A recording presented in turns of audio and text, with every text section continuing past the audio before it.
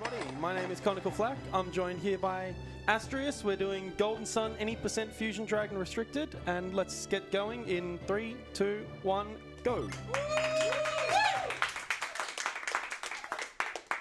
So we have plenty of time to get to know each other because we get to do the intro for this game, which in a normal speedrun, so the most popular category of this game is any % no save and quit, where intro is about 41 minutes. Mostly of cutscene mashing, with one dungeon in the middle, which kind of splits it all up. In this category, it's even better because we skip the dungeon. So it's 39 minutes of basically cutscene mashing. So, but that should be a bit of an indicator that the dungeon takes all of 2 minutes. Yeah, 2-3 minutes. Yeah, it's not that long. Out of the intro, so it's not even like there's a big tutorial dungeon. No. It's like a very small portion of this massive intro. It's a very small tutorial dungeon of here's how encounters work, here's how basic puzzle work. Although it's actually a very good tutorial dungeon. It's very much a show don't tell kind of dungeon. Yeah. Figure out your abilities, figure out how things work without ever having a text box pop up to tell you what to do. Yeah. It's actually very well done. Yeah, and so what intro is referring to is basically how long it takes for us to get out of the starting village and like onto the main overworld and like main portion of the game. Then it takes 40 in traditional RPG fashion. It takes 40 minutes to get out. Yeah, and so this is this category is a save and quit category, which means we can do a couple of fancy things that the most popular sort of speedruns don't do. Namely, we can get out of bounds a lot more easily, and also we can do RNG manipulation. And it's the RNG manipulation is the reason we don't normally do intro for this category, because it's, 39 minutes of cutscene, or 38.5 minutes of cutscene mashing. We normally, and as soon as we leave Vale, we just do a hard reset to reset the RNG to 0 anyway. And so we normally just add 39 minutes to the timer and start from there, which is a little bit worse than an optimal intro. But for, a marathon, we figure, why not? Let's do the whole thing. Yeah. What am I doing? Skipping the intro and having a save and quit, like a save option, is obviously just for the sake of people that are trying to repeatedly attempt these runs, because time is a precious thing. Oh, nice. But you also, I guess, you take like a slight penalty as like compensation for it. So if you want to do this yourself manually, you can theoretically get ahead of the imposed time restriction, but you then have to sit through 38 minutes of cutscene rushing. So exactly. We should probably talk about the category itself. So this category, any % Fusion Dragon Restricted, is basically the goal is to defeat the final boss as quickly as possible. And the rules, it's kind of an arbitrary rule set, but basically the rules are any glitch that would allow you to skip the final boss entirely is banned. Also, any party member that joins has to come with a text box saying this party member has joined your team. And so, yeah, and that exists for one very specific reason, which we'll see a little bit later. Because we can kind of glitch party members in without that if we wanted, but we want to avoid doing that in this category. Basically, this is a fully RNG manipulated run with with some minor exceptions. Like for right now, I'm not RNG manipulating these fights because you can't. Well, you can if you're a TAS, but that's really sad. This was a really good intro too. We get defend. It's still not too bad. We'll go through the details of how the game does random number generation and how we can go about manipulating that. But for now, you can assume that it's likely the rain that's causing us an inability to be able to get things precisely the way we want to, because as you can see, the rain is quite aggressive, so it's more like it's rolling at every frame that the game is running at. Yeah, which is why we do intro in no save and quit, because right now the game runs at 60 frames per second and RNG is being called every single frame. So unless you can mash through this entire sequence frame perfectly, you can't control the RNG. So it acts as a big basically as a big RNG randomizer, which for no save and quit is what we want. Yeah. Right, no save and quit is all about how do you deal with encounters, how do you clear things in the most optimal way when you don't really know what the game's going to throw at you. Save and quit runs, on the other hand, because we have basically total control of the RNG once we finish intro, pretty much every encounter I'm going to see in the game is planned ahead of time. I know what's going to happen, I know how to clear it, and I can hopefully do it quickly without making a mistake. The problem is, if you do make a mistake, it all falls apart and Quite quickly. Yeah, very, very quickly. If you ever go off script, bad things happen. Yeah, so like the non-save and quick categories, the runners will have like planned out branching pathways of like possibilities. Like, oh, if I got this specific random number generated, then I'm gonna get an encounter at this point, which is this enemy set. I can do it in this way, and then that branches off to more paths, and you sort of like route out this massive maze of decisions and responses. For the boss fights, sure. For just running around the overworld, it's just know what encounters you can get and know based on the tools you have what is the fastest way to clear them. And you want to, so you generally build your fights and your plans around the idea of being able to handle the most amount of cases whilst not wasting as much time. In these save and quit categories, we don't have to worry about as many of them, so we can really push the limits on what gets the team across the line on a boss fight, which means that things are going to get very hairy from an outsider's perspective. It's going to look incredibly risky at times, particularly in the last fight, the final boss fight. There are times where I have very low health and just don't bother healing. Yeah, and that's obviously something you wouldn't do at all in any of the other non-save and quit categories. But it also means that if a mistake is made with the manipulation of these these strategies, things go wrong very fast. Rip run, we died. Oh no. Oh, what a shame. This is an unwinnable fight. Even if you win it, this cutscene plays out exactly the same. Exactly right. And then we get the best cutscene in the game. Shout outs to this cutscene. I hope you enjoy it. Did we bother explaining the actual plot of the story, or just like... I mean, we're going to see some of it, I guess. Yeah, you can explain the plot if you want. We're going to skip a lot of the plot. I can give it a shot. So this is a universe in which there are people with... You can think like Avatar: The Last Airbender style. It's a very easy comparison. That's a good way to think of it. It's a good comparison where it's like you've got people that can control elements and people who can't. Unlike Avatar: The Last Airbender, you have an affinity towards a specific element. So you've got your four... Earth, Fire, Wind, and Water, which actually they've been renamed in this game to planets. So you got Earth is Venus, Fire is Mars, Wind is Jupiter, and Water is Mercury. So you can have people there, if they can control any of these magical powers, they're called adepts. And they always have an affinity towards one specific element, which means that they're naturally attuned to learning skills that are centric to that field. They also have a sister element that they will then pair up nicely with. So it's Earth and Fire and Wind and Water are the pairs. But it doesn't necessarily mean that they can't do other powers. So any adept can technically do powers from any of the four elements. It just becomes harder if it moves outside of your range. But anyway, this is a universe. This is a town called Vale, which sits at the base of a mountain. And the mountain, at the top, in the mountain is a temple that contains, it's theorized to contain the source of all the, magic power, which is called alchemy in this game. So this town's acted like a guardian town of it. But it's been a very long time since anything has catastrophically happened. And the first cutscene that happened when it was raining and the characters we were playing were children was 3 years prior. 3 years prior. Yeah, I almost forgot the time skip. It was 2 or 3. Basically, a massive storm hits, and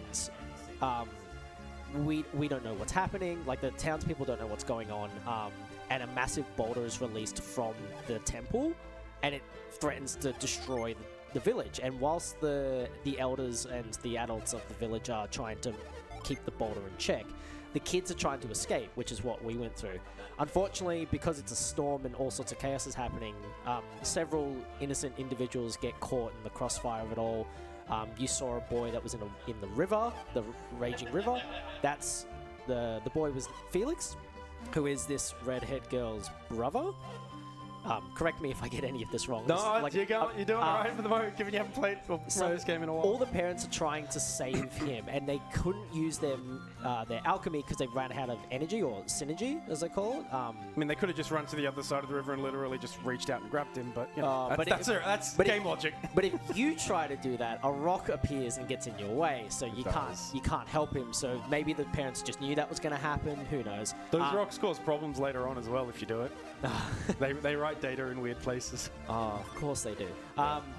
So the storm happens. You run into that event happening, and the adults tell you to go down to the base of the mountain and get an adult that can help.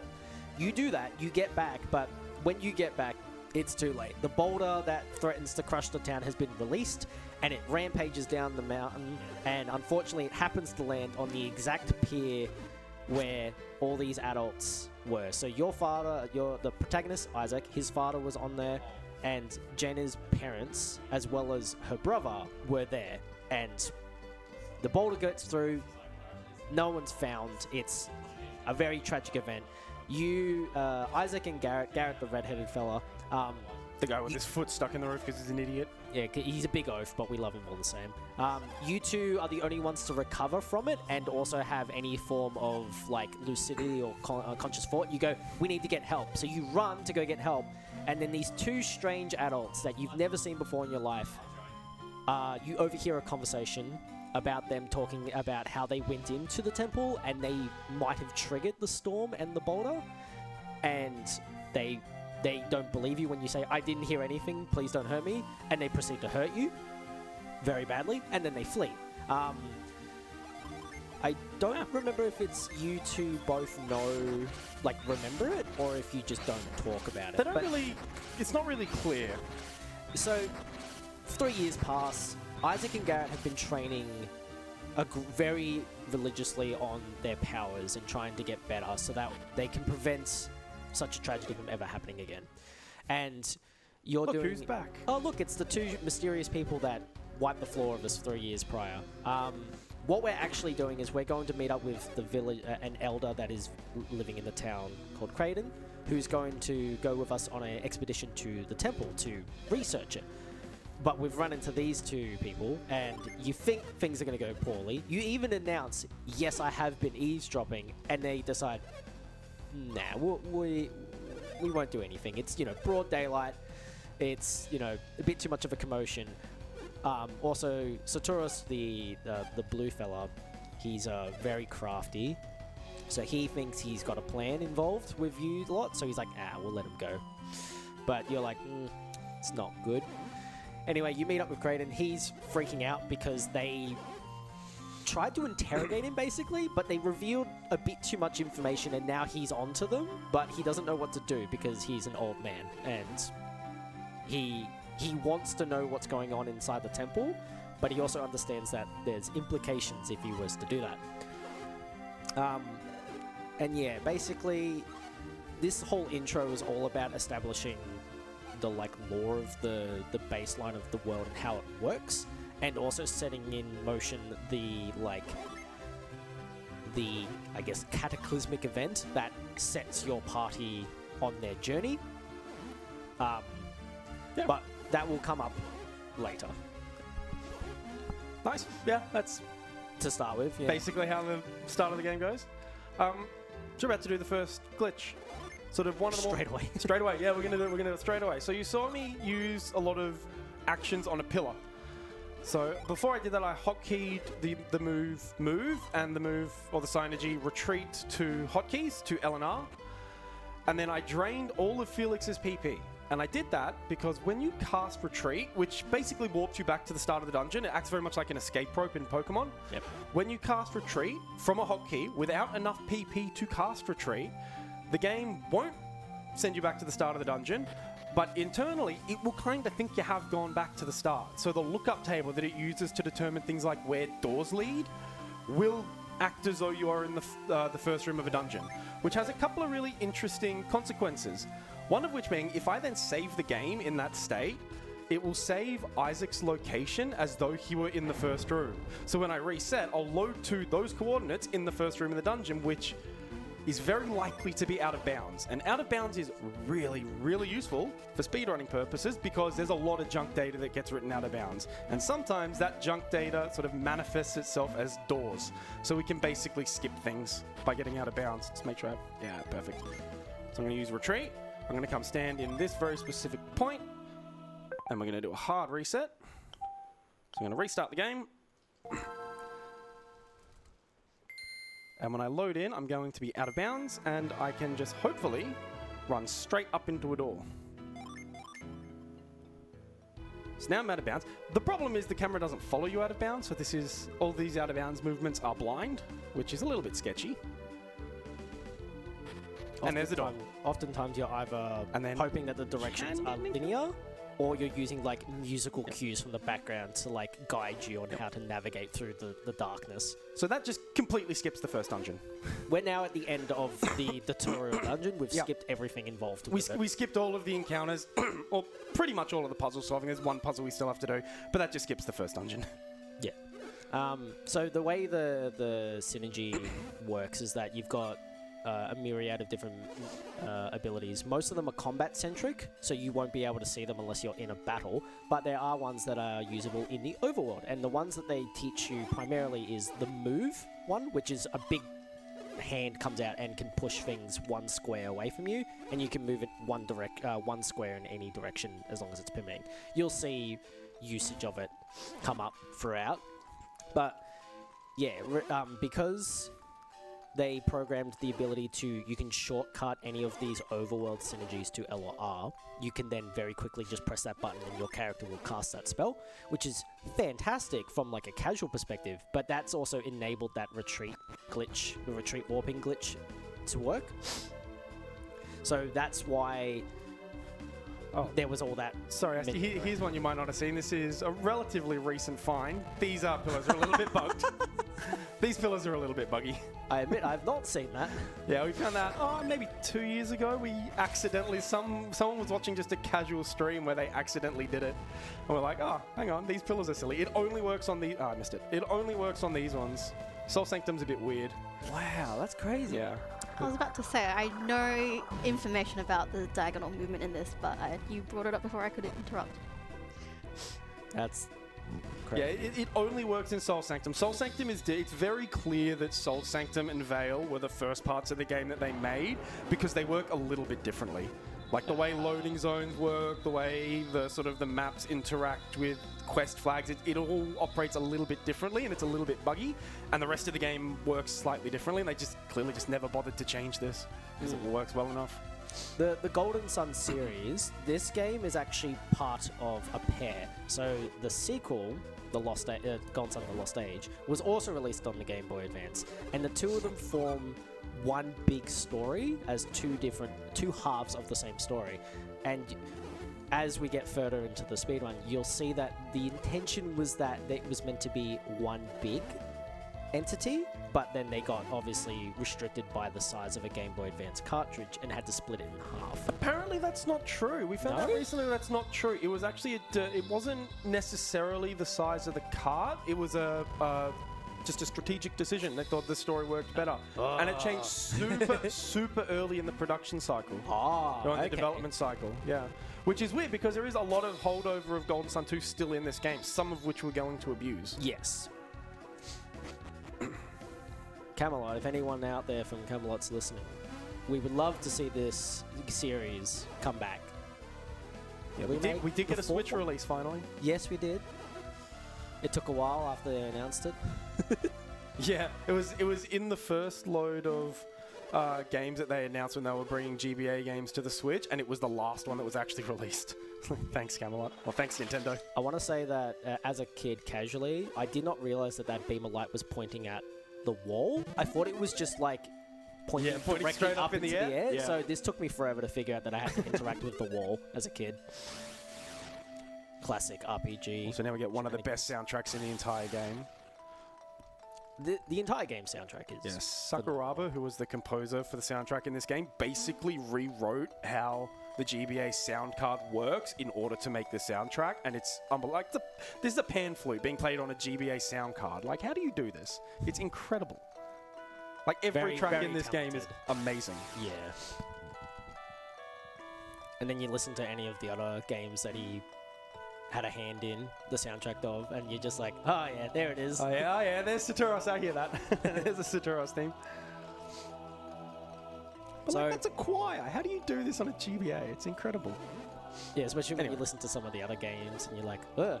So I guess a bit of a plot story. So we've traversed through this dungeon, getting goaded on by Kraden because he's a very excited old researcher that has finally found a chance to, I guess, reach the culmination of his entire life's research through these kids. And he's like, it's fine, don't worry about it. We diffused a trap which we believe to be the one that was tripped 3 years ago and nearly destroyed the town, or is very likely to have been the one. And we've now reached what is the inner sanctum of the temple, or Soul Sanctum itself. We've reached the inner chamber, which contains these 4 statues, which are actually holding a orb each, which are known as the elemental stars, which is believed to be the source of the alchemic power from which. So, very, very powerful items, obviously. But we're kids, we're just going to go up and take Steal them, yeah. Yeah. Kraden's created these little mithril bags, especially for these orbs, and he's going to give it to us and be like, yeah, just chuck them in there, it's all good, mate. Don't worry about it. Yeah, the layman's part, like the sort of cynical reading of what's going on here is Saturos and Minardi told Kraden that they were going to steal the elemental stars, and so he decided to protect them by convincing a bunch of teenagers to come with him to steal the elemental stars. See, but I'm a good guy, so if I steal them, it's good. If the bad guys steal it, that's bad. But stealing's okay, Stealing is okay. according to this old man. What this cutscene does, though, this whole sequence, is sets in motion a massive chain of events that does not pay out until the very end of the second game. Like, the very last thing that happens gets paid out and starts in this scene. And there are dialogue boxes and foreshadowing that happens in this part of the game that don't become clear until literally the end of Golden Sun 2. So they clearly had everything fully Yeah, planned the whole out. story They knew was mapped everything out. that was They knew going to happen. exactly what they were going to do. Yeah. Yeah. So yeah, you've been tasked. You and Garrett have been tasked with picking it up, and Jaina's going to stay back and watch after Kraden because he Sad. tried to go get it and he nearly slipped and had an accident. So these are just jumpable paths. There are 4 statues, but you can only do them in a specific order.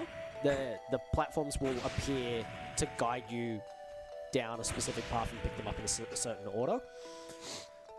Yeah. Unfortunately, it does not match the order in which you do the lighthouses. That would have been a nice little touch, but they are positioned correctly. Is that right? They are positioned correctly. Yes. So the positions relative to each other and the center of the map matches the location of these lighthouses. So there's 4 lighthouses on the world, and they've been inactive or unlit for X amount of time. Yeah, long enough for everyone to forget. people have forgotten why they were even there or why they've been why they're unlit in the first place. I don't know how they know or how they find out, but basically the stars are the way to ignite the lighthouses and reignite the beacons at the top of the lighthouses. This isn't our goal. Like, Kraden does not want to do this. He just wants the elemental stars so we can study them and find out what's going on with them and learn more, and also to keep it safe from Saturos and Minardi. But that won't work. We haven't received our pep talk from Kraden. We have not quite received our pep talk from Kraden. So, fun fact, we again, reasonably recently learned that it's faster to put Garrett into slot 1 for this cutscene. So Specifically just this cutscene? this cutscene and the Flint tutorial very slightly. And because, so there's a section here we're about to see where Garrett takes the elemental stars from Isaac and goes and gives it to Saturos and Minardi. Oh, And there's a cutscene or dialogue box that says, Garrett took the elemental stars. If you put Garrett in slot 1, he will get the elemental stars as you take them off the pillars, and that won't play. He won't walk to Isaac and get it, and he won't get the dialogue box saying he took the elemental stars. He'll just jump across and give it to them. The game... Incredible attention to detail. Yeah, the game, they've programmed in so many fringe cases that you just will never, like, you're likely to never experience. Assuming, like, accounting for players doing weird things and being like, okay, so, you know, Garrett's in position 1, so he doesn't need to take them from Isaac, he just has them. There's other parts where there's 4 variations of the same cutscene, and they're dependent on which area you enter first and whether or not you have a specific member in your party during that cutscene, because all 4 are perfectly viable options for a casual player to run into. So they had to have 4 variations of the same cutscene. But once one of them is played, you don't get any of the others, obviously, because it doesn't have to replay it. The big reveal is this is Felix. Felix is Jaina's brother who was presumed dead at the end of when the boulder crashed. He's revealed that he's been saved by the mysterious duo Satoris and Minardi, and he's been working with them. He is now in a sticky situation because he realizes that his sister is in dire jeopardy, and he's basically trying to coerce his pair of ne'er-do-wells to not harm his sister. And then we have insert Alex. Hi. This guy is a complete mystery. He has powers that don't make sense. He has motives that don't make sense. He does things that don't make sense. He does whatever he wants to do, and it isn't apparent why he's doing this at all until, like, the end of the second game. No, not even the credits of the second game is really when all that gets revealed. Oh, yeah. And then... It's the credits where it all happens. Yeah, it's nuts. He's the strangest character of all. And so you can rename your characters. And me, being young, when I played this, I decided to name the protagonist after myself, Alex. You can imagine my shock when this guy rocked up, and I'm like, oh, no. I now share the name with one of the antagonists of the game, and that was just a constant, like, looming aspect of being like, are they talking about me, or are they talking about this blue-haired fella? Yeah, that would get very confusing. Yeah. Thankfully, he doesn't... He actually, like, for how random and, like, evil and foreboding he is, he actually has very limited scenes where he's involved. So... Basically, they've told us to go get the 4th star, and so that way they can maintain status of hostages. But as soon as we've grabbed the star, things have gone very wrong in the inner chamber. And then this thing rocks up. Yeah. Floating rock with Eye, who doesn't appear again until the very end of, again, TLA. All these things get set up now and don't get revealed until the very end of the series. Kraden calls this thing the Wise One.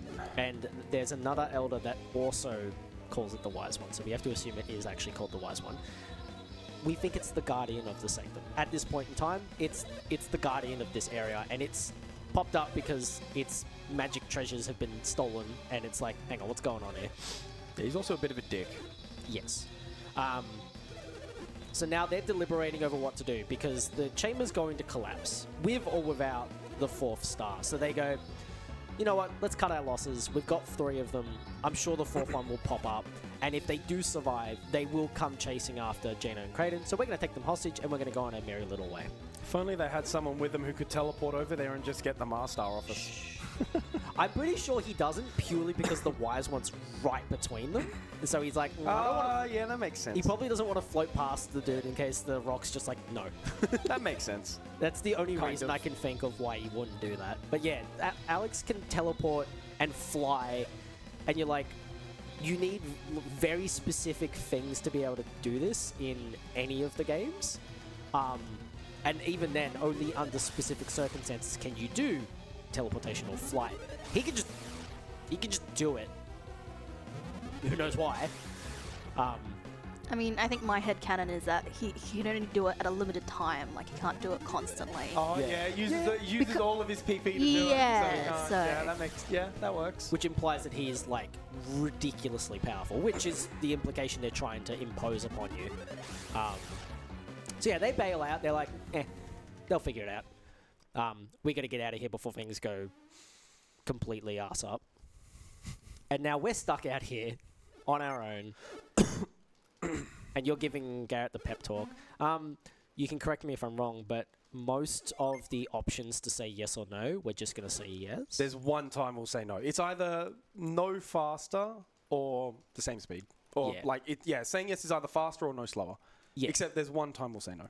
Yeah, you're basically always just saying yes because, either there's more text boxes or the same number of text boxes, or like you waste time menuing to no. Yeah. Well, no, you just press B instead of A. So menuing's not the problem. But yeah, it doesn't really affect, and it doesn't affect really anything. Yeah. And there, the rock has appeared and is now giving us a lecturing. A little bit of a pep talk. And a pep talk at the same time. And this thing's also trying to stop, because this mountain is actually a volcano, and it is now attempting to erupt. And he's attempting to stop it from erupting. Good on him. But also, we're in here, and if it erupts, it's going to fill this place with lava first. So what's happening right now is all these are the elemental Jinn. Don't worry about this exact thing that's happening on screen right now. Don't worry about it. Forget about it. It's fine. Don't worry. Yeah, it's not important. Yeah, don't worry about it. These are all the elemental Jinn.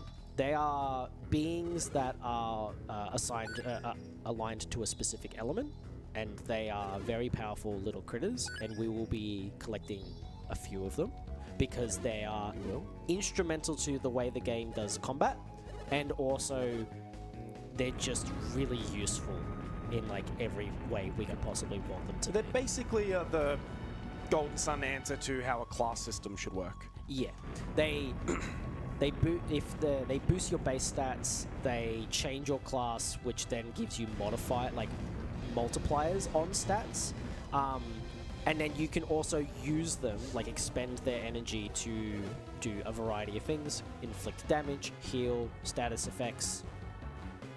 Defend, whatever, depending, and each one does a different thing. And then if you've used up a whole bunch of them, you can then spend their cumulative power to do what's known as summons, and summons are really big bursts of damage. The trade-off is that you lose the stat boosting bonuses of the Jinn by using them in battle and then attempting to summon them, and then they have to recover. Yeah, so it's a trade-off. You can either have all of your Jinn set and have a really powerful class and a really tanky character that has really good attack synergy, or you can use your Jinn to use their special effects to do whatever the specific Jinn does and get summons and do really powerful damage with summons. But if you're going the summon route, your characters become a lot more squishy.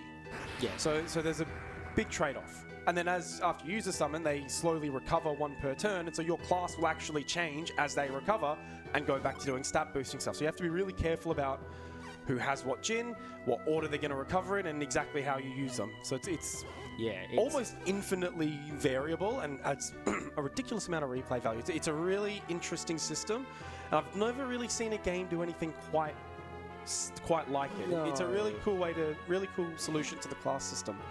Yeah, so with each Jinn being set to a specific element, the game implies that you would want to just keep them aligned with the characters for each element. Spoilers, we have 4, you end up with 4 party members in one of each element. Yes. Wow. 4.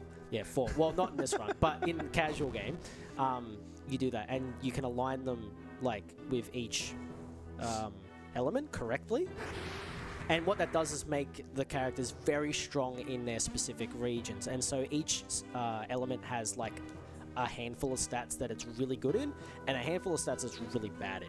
And so it's that trade-off. You'll have a really tanky but really slow character. You'll have a character that with ridiculously high offensive power, but then really low HP in defense, like Ivan, and a variety of other combinations. But what you can also do is swap who's holding which Jinn, and then the combination of those elements give you access to different energy, different synergies and types. So you can give Garrett a Venus or Earth Jinn, and then he gains access to Venus powers as well. And because they're a pair, they work well together, and then you can do other things like that. But then the more Jinn you get, the more complex your classes can get.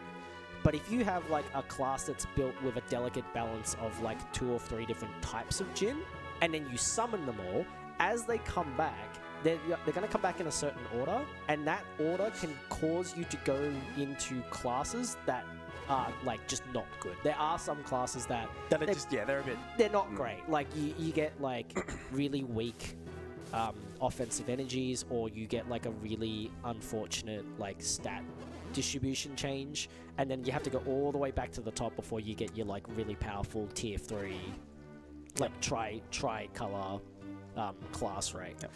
And the game doesn't hold your hand through any of this. Like, you No. get a brief explanation that's not really very good. And then it just kind of go figure it out yourself. And in some cases, it's required to figure it out yourself. Some of the synergies that you get from changing classes are used in the overworld. They're not just battle stuff. So, like, for example, giving Mars Jin to Isaac will give him access to the move Growth, which is used for puzzle solving. And the game never tells you that this exists. And you'll never gain access to that synergy Just by leveling up. Yeah. Unless you do that swap. Like, it won't... Like, you can't get that power. Yeah. Yeah. So it really does sort of encourage playing around with the system. Most people don't on their first playthrough. They just mono-elemental classes, which is fine. You get really strong characters if you do that, but it's a lot more fun if you change it. And we're going to do a lot of changing stuff around for various reasons. Mostly just to give good attack Jin to the right people. Yeah. We'll be utilising the notion of being able to use certain Jin that have really good offensive capabilities or certain abilities, and having them spread out in a way that we can use either all of them really quickly or use them in a specific order quickly. And then also, if we use them all and then need to summon, we can get them back quicker, because the way Jin recover from a summon is based on the number of Jin used on that specific person.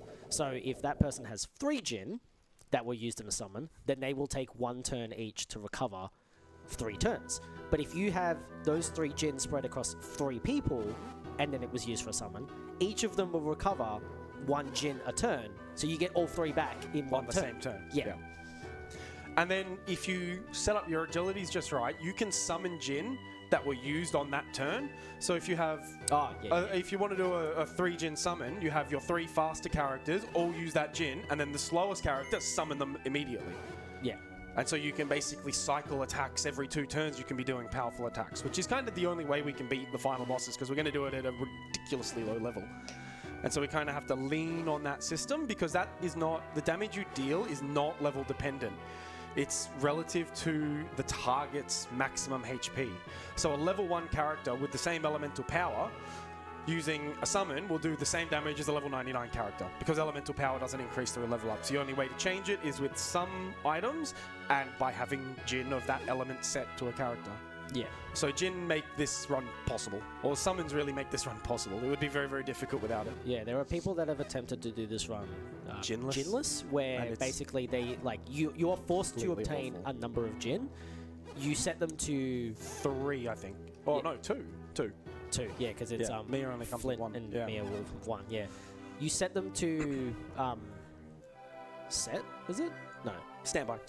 You set them to standby, which means they're ready for summon. But it also means they don't give you stat bonuses, and you never summon. And that's the no Jin run. It is incredibly challenging, because without those stat boosting effects, even with a ridiculously high character level, you're just so weak. That's the beauty of the Jin system, is that they really wanted you to be vulnerable when you have used up your Jin and don't have them available to you.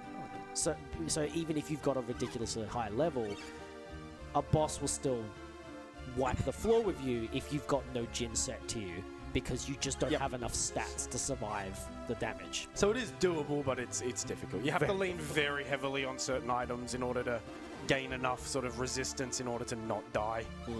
So the whole cutscene that happened was basically the Elder was discussing with the Wise One, and the Wise One has told these 2 boys to go on a great quest to stop the bad guys from lighting the lighthouses with the stars and get Jaina and Kraden back. Fun fact, you get an option to say yes or no to the quest. If you say no, you are then given an option to walk around the room, and you can talk to the Elder and say, oh yeah, I will do it. But if you leave the building after saying no, the game ends. It just fades to black and says, and the world drifted towards its inevitable fate, and the game just ends. Yeah, whoops. But we don't do that, obviously. Classic bad ending %. All right, we've finally escaped Vale. Uh, Hey, We have completed the intro. We've done it. The cutscenes are over. Let's go. And then we get more cutscenes. And now we immediately do a hard reset and just regain control of the RNG, which is nice. So the whole point of doing intro... Oh, that's the wrong one. I think we're about to talk to Flint, so I got a donation if you've got some time. Go nuts. We have a $30 donation from Brock that says, "Good luck from a fellow Dons fan." Go Bombers. And that's it for the moment. When did they play this week? Tonight. Play Adelaide at Marvel. Go Bombers. Big game. Mm. So this is Flint. He's the first of the Jin. He's going to explain everything that Asti just explained about how Jin work, only much worse. Yeah. This isn't really a very good tutorial, and you can't skip it.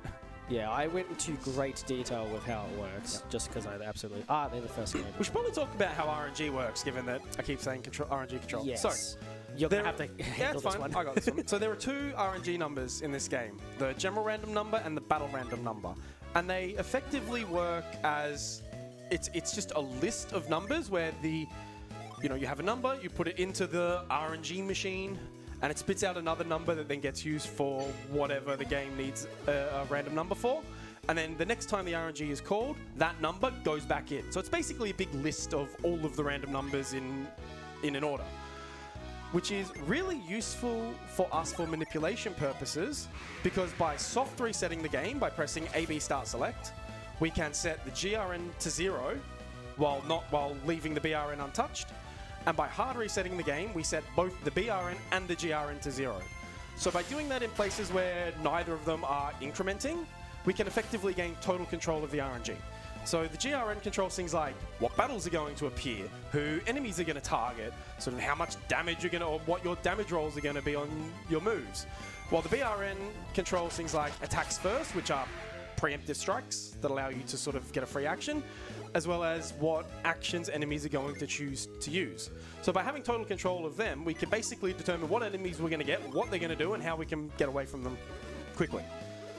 And again, we have a complete, perfect understanding of what's going to happen, of how these work, so we can calculate things that are going to happen, not necessarily on the fly, but beforehand, you can go through and route out exactly what encounter's going to get. Case in point, I'm going to get a single vermin now. There's my vermin. An important note with attacks first, or the preemptive strike, if you get that prompt, you will be guaranteed a flee if you attempt to flee, which is very useful. Super useful in no save and quit, because you just run away. You don't have to fight the encounter.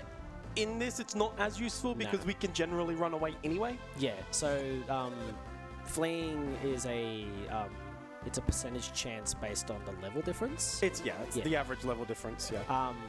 But what it turns out is that if you do something what we call attack cancelling, where you set an attack by a character and then cancel it to get back to selecting what you want that character to do, you can move the... it increments the GRN by exactly 1, and the GRN is what controls your flee chance, or what controls your flee. So if you get an encounter, you just attack cancel until the RNG says you're going to be able to flee. Or you just set up an encounter beforehand. You just choose an encounter that gives you a free flee first try, is what we actually do. Where possible. But that's also very important. Attack cancelling is also very important for targeting. Yes. Right? If you're going to get targeted badly and people are going to die based on exactly what's going to happen, you just attack cancel till they target differently. And so you can survive a lot of things, which we're going to use quite heavily in some fights. So this lovely chap here is Ivan. Ivan is our third party member in the normal game. He is a Jupiter adept. He's actually a bit confused because so we've now left Vale, the starting town. We have now entered into the realm of the normies, or people who don't actually have the ability to control these elements. That we are now few and far between.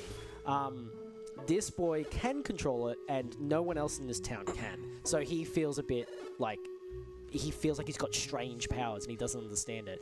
And we're the first people he's come across that also can see and understand his powers. And so he's very excited, and he's just reading out minds willy-nilly, which... Yeah, his power is he can read minds, and he just does it on everyone without asking. Which is terrifying. Dude, come on, consent. Terrifying implications across the board. I mean, Jupiter is my favorite element of the 4. It just has the coolest abilities, and I like the plasma tech tree is just one of the coolest like animation tech trees of all the battle sequences. for me personally. Yeah, and Ivan is like simultaneously the best and worst character to use because he is incredibly fast, and agility is almost the most important stat. If you can outspeed, you can pretty much kill anything in one go. But if you can't, Ivan is incredibly squishy. Agility is so important Yeah. that the item we just picked up permanently boosts the base agility stat of one character. So someone like Bowie the hero likes to describe Ivan as wet tissue paper blowing in the breeze. Yeah. Like, if he takes a direct hit, he probably dies. He's a glass cannon. He's a glass cannon. But he's very fast, so he gets lost. Although we don't even really use him for his agility in this run. But, yeah, he's in no saving quit. He's basically the GOAT. He carries the team. So the general storyline is that Ivan was meant to be looking after... He's meant to be traveling with a merchant. And the merchant went north to a town that is full of thieves, and they took him captive. And the rod that was entrusted with Ivan, very important relic, has been stolen by these thieves. And so we're now trying to help him track down and catch these thieves and get the rod back. And that's all Ivan really cares about. He's learnt the story of what has happened to us through mind reading, because he's intrusive like that. And he's like, dang, man, that's crazy. But can you help me do my thing first? Wrong buttons. So we're going to help him do his thing, and then we're going to go about our merry way. Yep. But first we got to beat up the bandits to help Ivan. Yeah. Because he can't do it himself, although he realistically could have. If he really wanted to, he probably would have. Finally going to get to our first fight, our first battle of the run. That we actually engage with. Yes, that we actually engage with. I suppose we got the vermin and sort of the prologue battles. Yeah. These are the bandits. Normally they're quite annoying because they have healing items called herbs that will heal 50 HP, and they love to use them and just slow the fight down. But now we're going to see the power of RNG manipulation in battles, because they're just kind of not really going to do anything. Nah. The middle guy's going to do some attacks, which is nice because we actually want to take some damage so that we can heal it off later, because healing is a really fast way to drain PP for retreat glitches. Yeah. But the guys on the outside, they're just going to stand there until they die. They're not actually going to do anything. Yeah, they're very nice in that they give Isaac access to the cure spell tree at the start of the game, so you have access to a way to heal in-game and out-of-game Before you actually get the healer. Yeah, before you get the healing character. Which is very nice of them. It also means that in later game you have 2 healers primarily, but you can also mix and match your synergy to gain access to many healers if you so desire.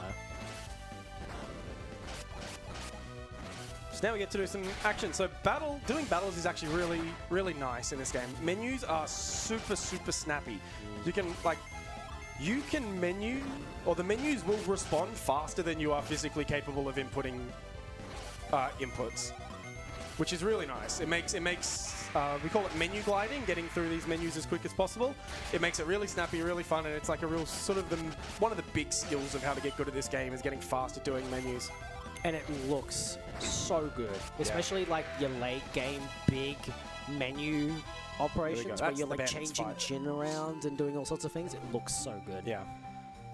Which there aren't a lot of Jin menus in this game, but there are 2 kind of really big ones. One of them in particular is like, when you get it right, it's like it feels really nice to get it right. So that's the bandits fight. They didn't really do anything. They just kind of die. They just lie there dead, which is really nice. They were very nice to individually attack all of our characters. Notes. No. So now we get, unfortunately, what I like to call the unnecessarily long cutscene. Yeah, this is a bit lengthy. Yeah, like the whole point here is Ivan's master, slave owner. It's like he's like a ward / indentured servant. It's a bit of a weird relationship. But anyway, Master Hammett, who's like Ivan's dude, when he was the guy in the caravan who went north to the town of Lumpa, which is controlled by thieves, which is just seems like a really terrible idea, and now he's been kidnapped. And we learned that before this cutscene, and now we're going to have, it's about a 3-minute cutscene where they tell us that again. So he's been captured. It's really bad, and if you try to go to Lumpa to resolve the issue, you can't get in. Yeah. Like it, you need to come back with certain synergies and certain abilities to be able to actually break him out. It's a whole side quest you can engage in. It's quite cool, actually. It's a bit different from the rest of the game. About 3/4 of the way through the game, you regain access to all of these towns via that broken bridge from that cutscene. Gets repaired, and you can come back here. And there's new interactions. You can go back to Vale and see your mum, and she's like sick in bed, and she's like, how dare you come back before you complete your quest? Yeah. It's actually quite cool. Yeah, there's a lot of yeah, because that bridge is knocked out, and we're going to go down a path that actually pushes us through a one-way, where we won't be able to actually go back the way we came. And then you lose access to a sizable portion of the game's map for a decent period of time. But then after you complete bits and pieces, you regain control access to all of those locations. Which again, thank you Camelot for not having points of no return. How did you get it so wrong in Dark Dawn? Yes, so I'm just going to go over this now because I want to. So in Golden Sun 1 and 2, you can go all the way to the end of the game, right before the final boss, and be like, I'm going to turn around. And you can go back to almost anywhere in the game, and you will be able to find all of the Djinn that you might have missed. Yep, all of the summons that you missed, all the summons, everything. You can find anything that you might have missed that's like actually tangibly important in the game. No stress. The third game, it was released on the DS. I liked it. Dark Dawn's nice. I liked it. It got a bit of flack from the general community for a variety of reasons, but the big I guess Flack. Good one. Oh, sorry. The big crime that it performed, from my perspective, is it has points of no return. If you cross a specific threshold in the story, certain sections of the map become permanently inaccessible, and within those sections of the map are Djinn that you can miss, and summons, and all those kinds of things. Yep. And that, I played through Dark Dawn like I did 1 and 2. I got through a full game, you know, giving it a good go over, but not really fully combing the place top to bottom. And I missed a few things. I went back to go get them, and I found out that I couldn't, and that was like heart-wrenching. Like, I was shattered by it, and yeah, that's their big, as far as I'm concerned, that's the one thing that they did. So what I did there, by the way, is called Sanctum Warp. If you hold L and start, as you load a save, it will warp you to the Sanctum of the last town you visited. The game never tells you this, but it's basically to stop you from soft-locking yourself. Was it in the manual? It might have been in the manual or the guide, maybe, back when, you know, games, RPGs had guidebooks. Yeah. Shoutouts to those But days. it's a really cool feature, the Sanctum Warp, because it like prevents you from getting soft-locked in certain areas. There's also points in time where the game won't let you do it. Only really at the end in the Venus Lighthouse area is about the only time you can't do it. Or also the Mercury Lighthouse one, maybe. Basically, if you're at the apex of a lighthouse, it's like, no. And I just find that very interesting that there's like 2 lockout zones where it's like, no. But, also, before anyone judges me, the movement out of Vault where I kind of ran down, that wasn't a mistake. That is deliberately bad movement. Sort of the wandering of NPCs in towns increments the GRN. And so I had to take slightly suboptimal paths so that an NPC would turn to the right and increment the GRN to the exact right value to give me really good encounters to get to here. Yeah, so towns... So that's all, that was RNG manipulation through movement. Yeah, so towns are RNG machines because... Basically where RNG dies, yeah. Yeah, NPCs move in random... It's random positions, but if you do a very specific set of movements from a certain state in your random number generation, they will move in certain ways. So, but it's like frame perfect. You need to do this exactly right.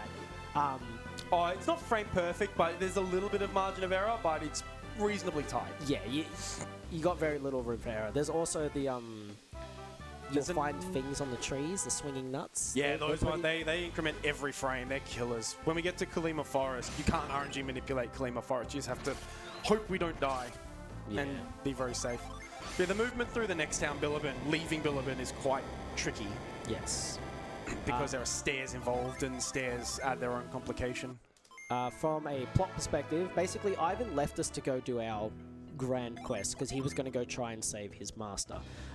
When we got to this location and you try to move the stump and realize that you can't, Ivan pops up and he's like, yeah, look, I couldn't get in, but your quest has been sitting on my mind the whole time, so I want to come help you guys. And you're like, yeah, sure. Turns out he's rocked up at the exact right time to use his special overworld synergy whirlwind to remove the vines from the log and gain access into this cave. And now he'll follow us. He'll join us for the rest of the entire trip. So we're going to do another retreat glitch out of bounds here. Just got to drain all of my PPs. It's 10, 8, 6, and I believe that's now 4. Oh, 5. That works too. And then retreat. we're obviously Gonna setting up for that. Save here. Soft reset. The little red creature is a fire djinn. Oh yeah, not all djinn come willingly. We have to beat some into submission and force them to come with us. Yeah. Basically, if you're in a combat area, they will try to fight you. If you're not in a combat area, like a town, they just come willingly. Yeah. Like, I'm not going to cause a scene. Not always. Some in the combat areas Which ones? do come willingly. I'm trying to think which ones do. Smog in Lamakan Desert will just come with you. Yeah. That's right. Unfortunately, Jinn have two things. A, they're really strong. like usually the time you rock up to them, they can dish out some pretty nasty damage. B, they love to run. Like if they think something's going to go south, they just bail straight away. Yeah. But because we manipulate everything, They have about a won't do that. 10% chance to want to flee. Yeah. Which is doesn't sound like a lot, but I guarantee you in a no save and quit run, when you have to collect, 17, 18 Jinn, I forget exactly what it is, some of them are going to run away. Yeah. Obviously, we manipulate it into what am I not doing that. Yeah, I don't have to deal with it in this category, and you can get them to come back, but you have to reset the room.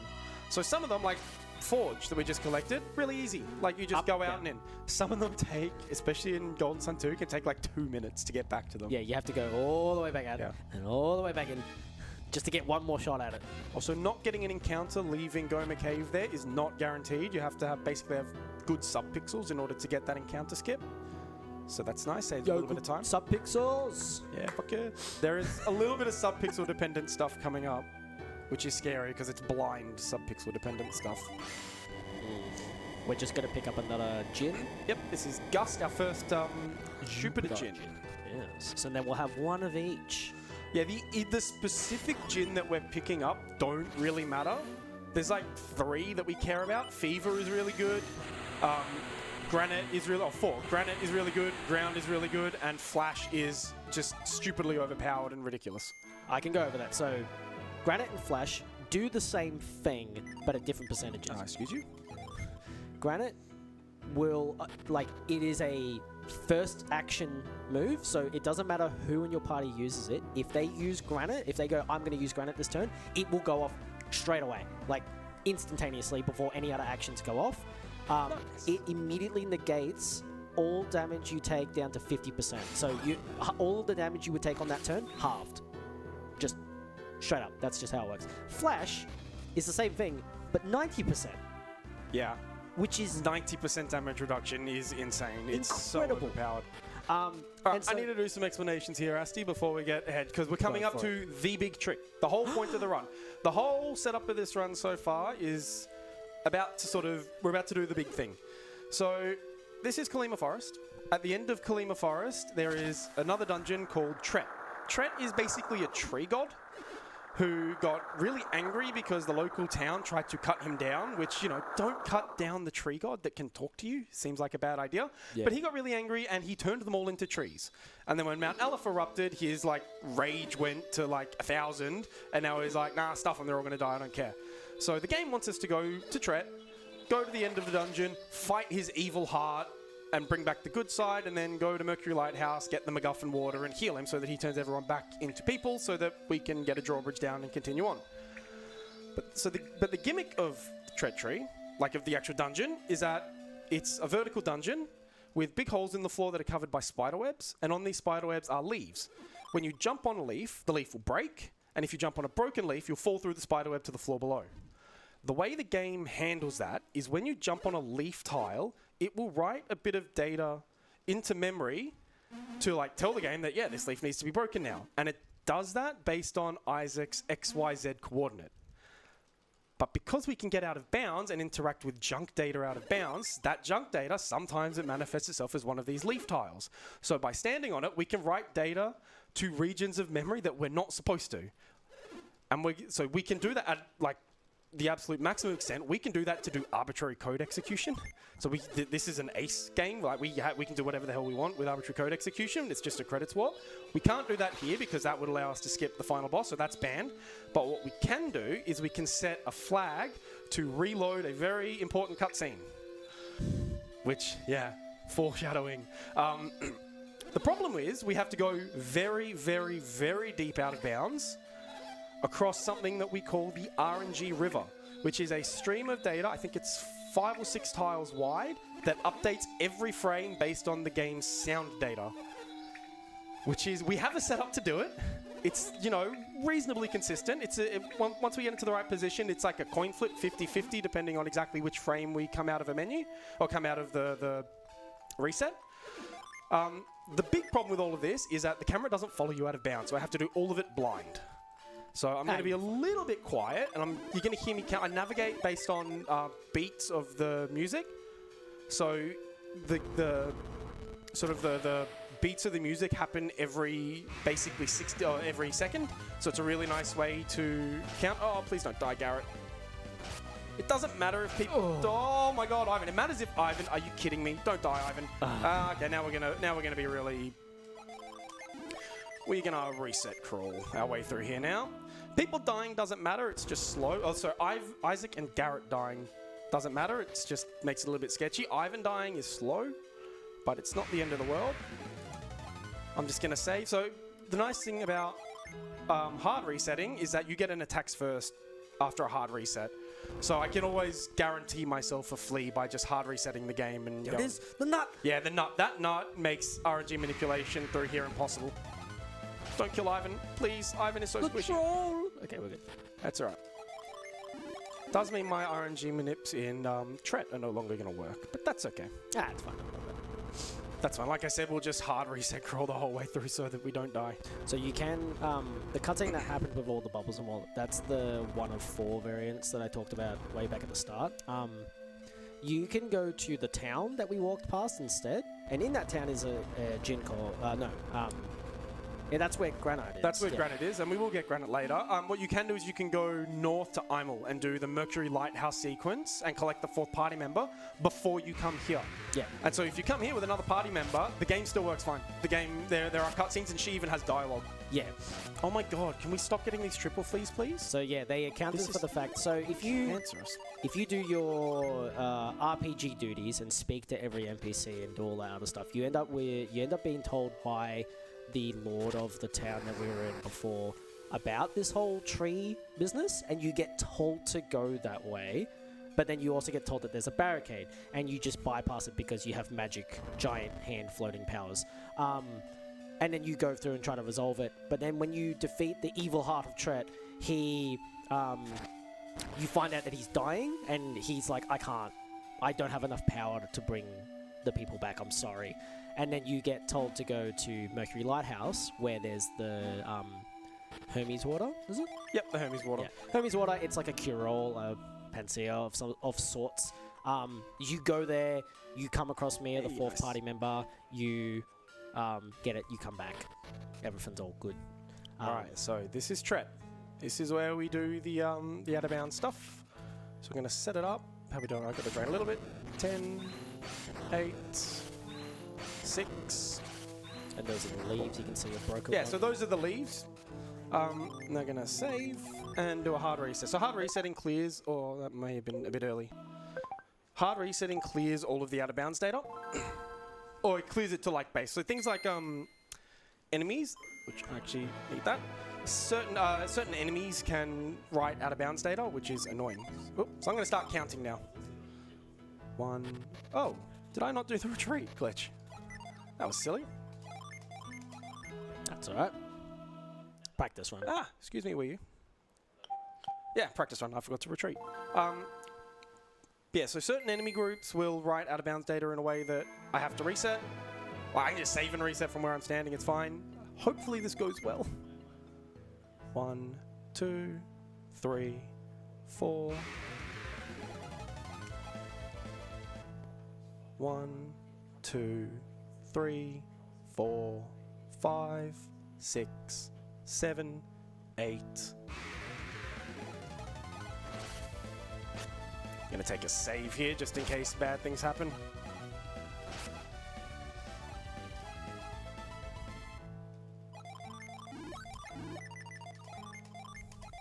Where was I? 8.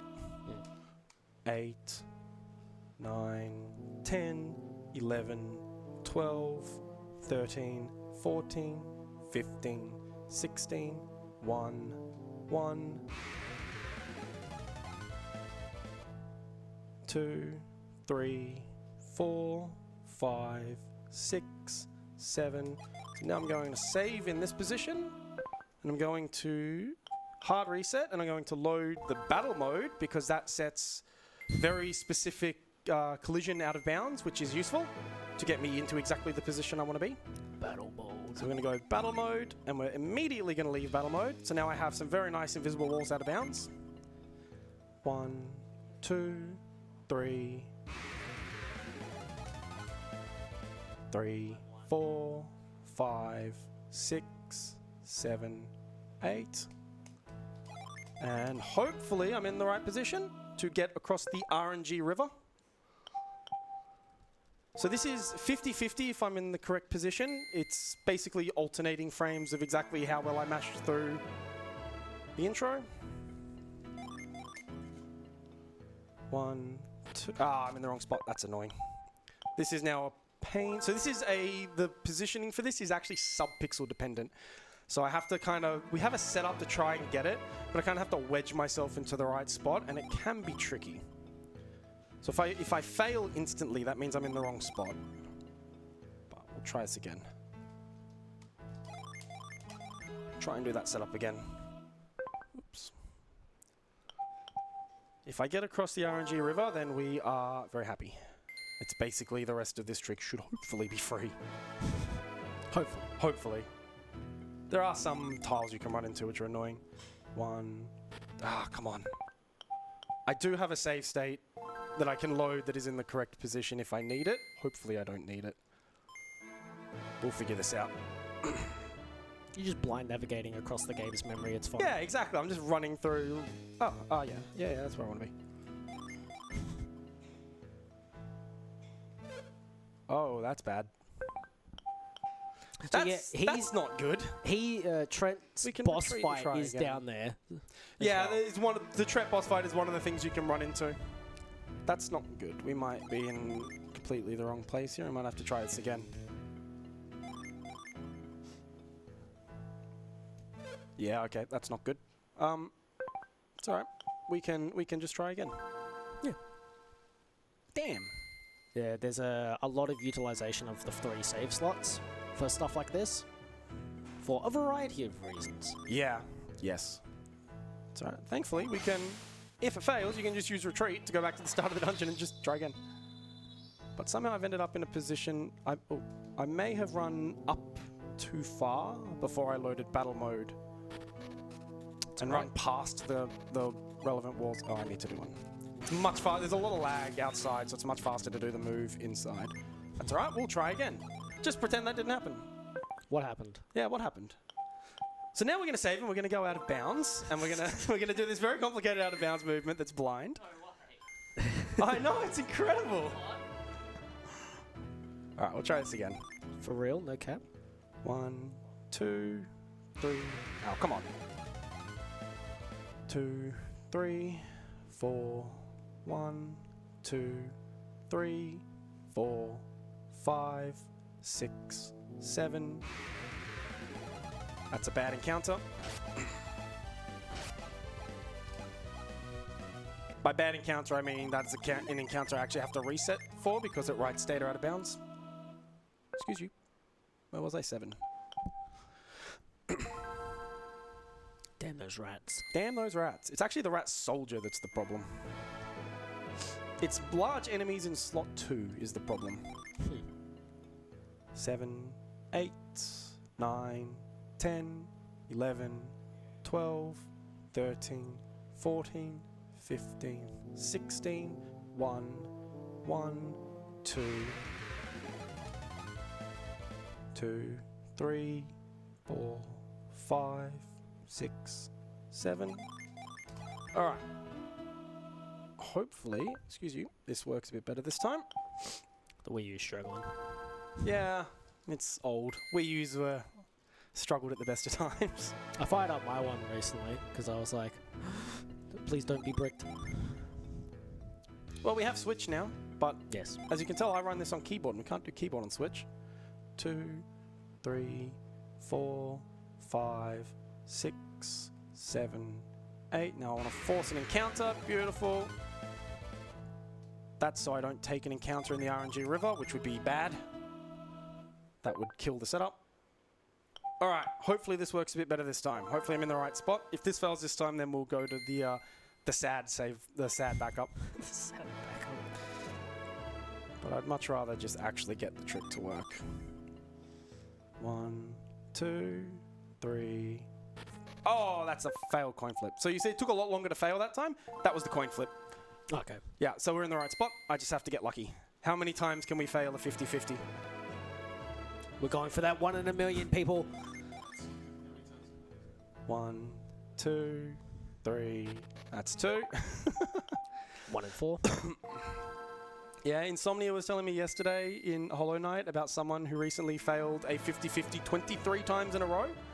So hopefully we don't go that far. 1, 2, 3, 4, 5. There we go, we made it. 7, 8. I'm going to take a save just in case bad things happen.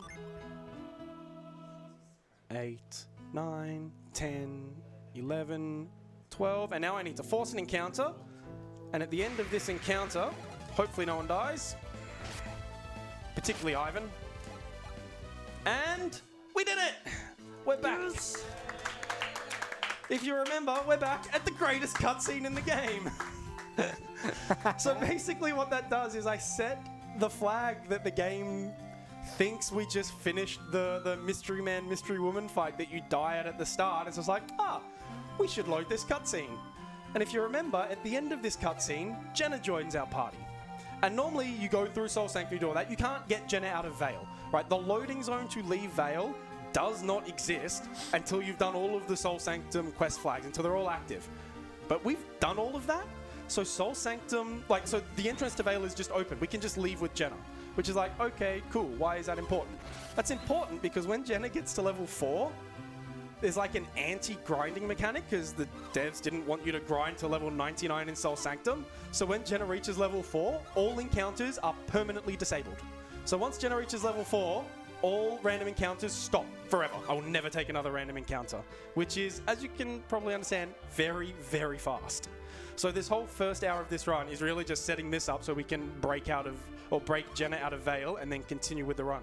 The other thing it does is I'm still going to go and collect Mia, the 4th party member, and that will give me 5 party members. And this is why we have this party member has joined your team requirement, because when you're out of bounds, you can just like glitch party members in and sort of do silly stuff that way.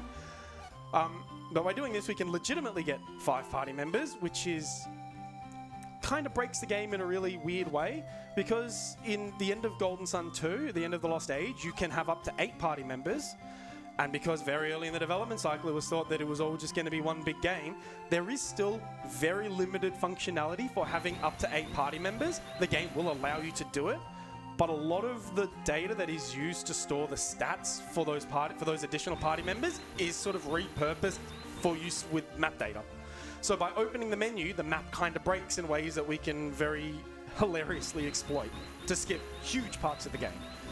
So once we watch this cutscene, we can then just we're going to go to Mercury Lighthouse, do some other shenanigans there, which I'll explain when we get there, and then just basically run to the end of the game. Oh my god. Also, this cutscene's a little bit broken. Isaac's mum is now 2 pixels.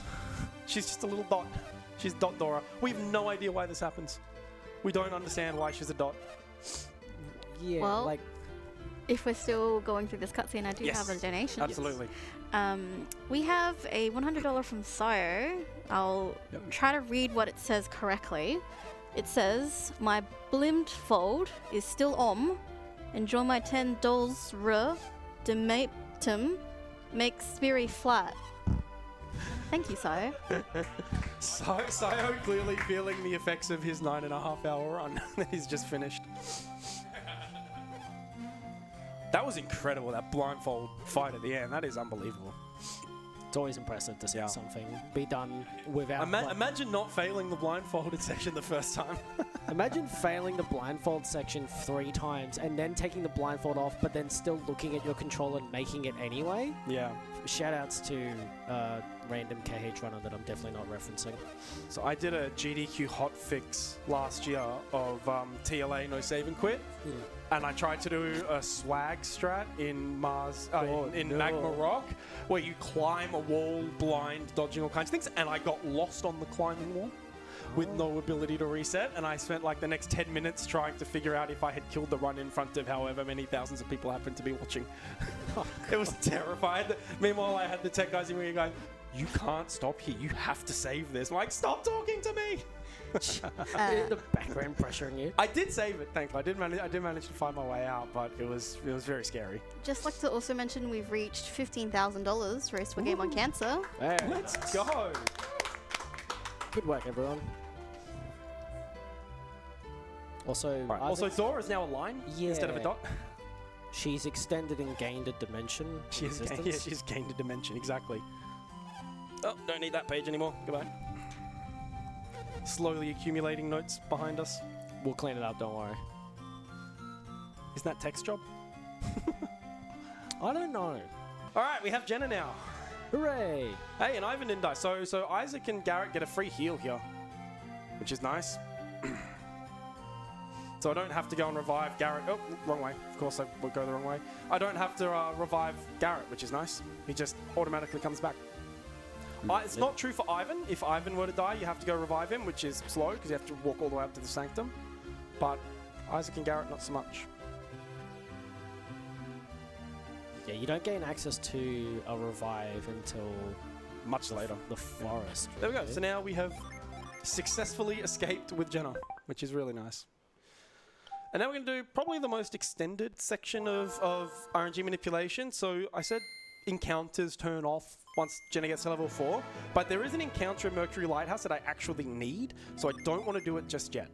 So I'm still going to RNG manipulate my way all the way to Mercury Lighthouse, hopefully without making a mistake. Thankfully, if you do make a mistake with these sort of overworld manipulations, you can just hard reset and try again, because it just resets all the RNG. It's just you lose a bunch of time. So hopefully we can get there without having to do that. As an overworld note, if you see Isaac's shadow disappear, it means that he has entered a forest, and a forest doubles the encounter rate tick. Something like that, yeah. I don't know what the actual number is. It increases the rate at which the encounter number increases, and when the encounter number reaches a specific value, you get an encounter. So that's why you see him navigating carefully around forests, is to avoid that tick up, because it's fast. Yeah, all of the movement is very specific. Right, movement in RNG manipulation, like it's reasonably lenient in this particular category.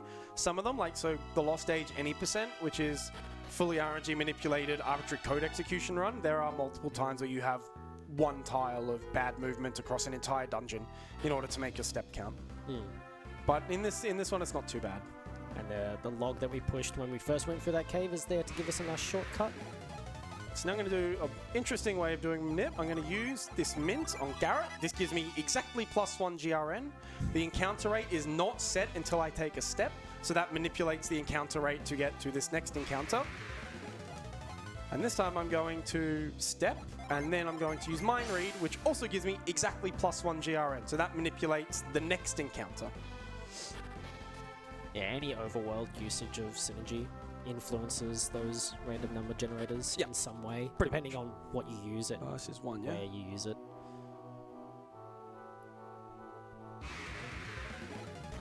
So one attack, I actually defend instead of attack cancel because it's a little bit faster, so, but we still call them attack cancels. But that's how you influence your flee rate. Action cancel, I guess. I don't know. Yeah, action cancel. It was a TAS thing. We realized when, definitely not FX, when he wrote his first TAS for this game, realized that defend cancelling is a little bit faster. So we're going to use another Mind Read here. This part of the game in No Save and Quit is usually terrifying, even though, especially, even though you're at a much higher level than I am now. Because these encounter the bears. These are terrifying. This is, so many runs have been lost to this run to Immel. Yeah, the bears hit like a freight train. They will kill you.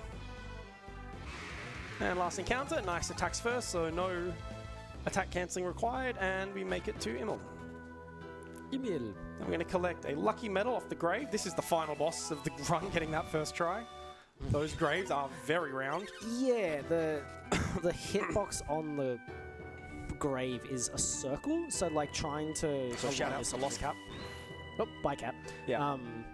Trying to align yourself onto it is actually a lot trickier than it looks for some very silly reason. Yeah, so the hitbox of that snowman drops to the floor as soon as move connects and not when it pushes, so you can just cancel move and it still works. Excuse me. And this is another Mars Jin, specifically Fever. Gonna do a quick Jin swap. Fever is really good because it does damage based on your attack stat. And Isaac has really good attack, so Fever is really, really powerful with Isaac, particularly in Mercury Lighthouse because Mercury is weak to Mars. So you do really good damage to things that are weak to that damage type. It's a two-way, so you also take increased damage from them. Yeah, so Mars does extra damage to Mercury, Mercury does extra damage to Mars. Yeah, it's like opposites as opposed to a circle. Yeah. Which I like.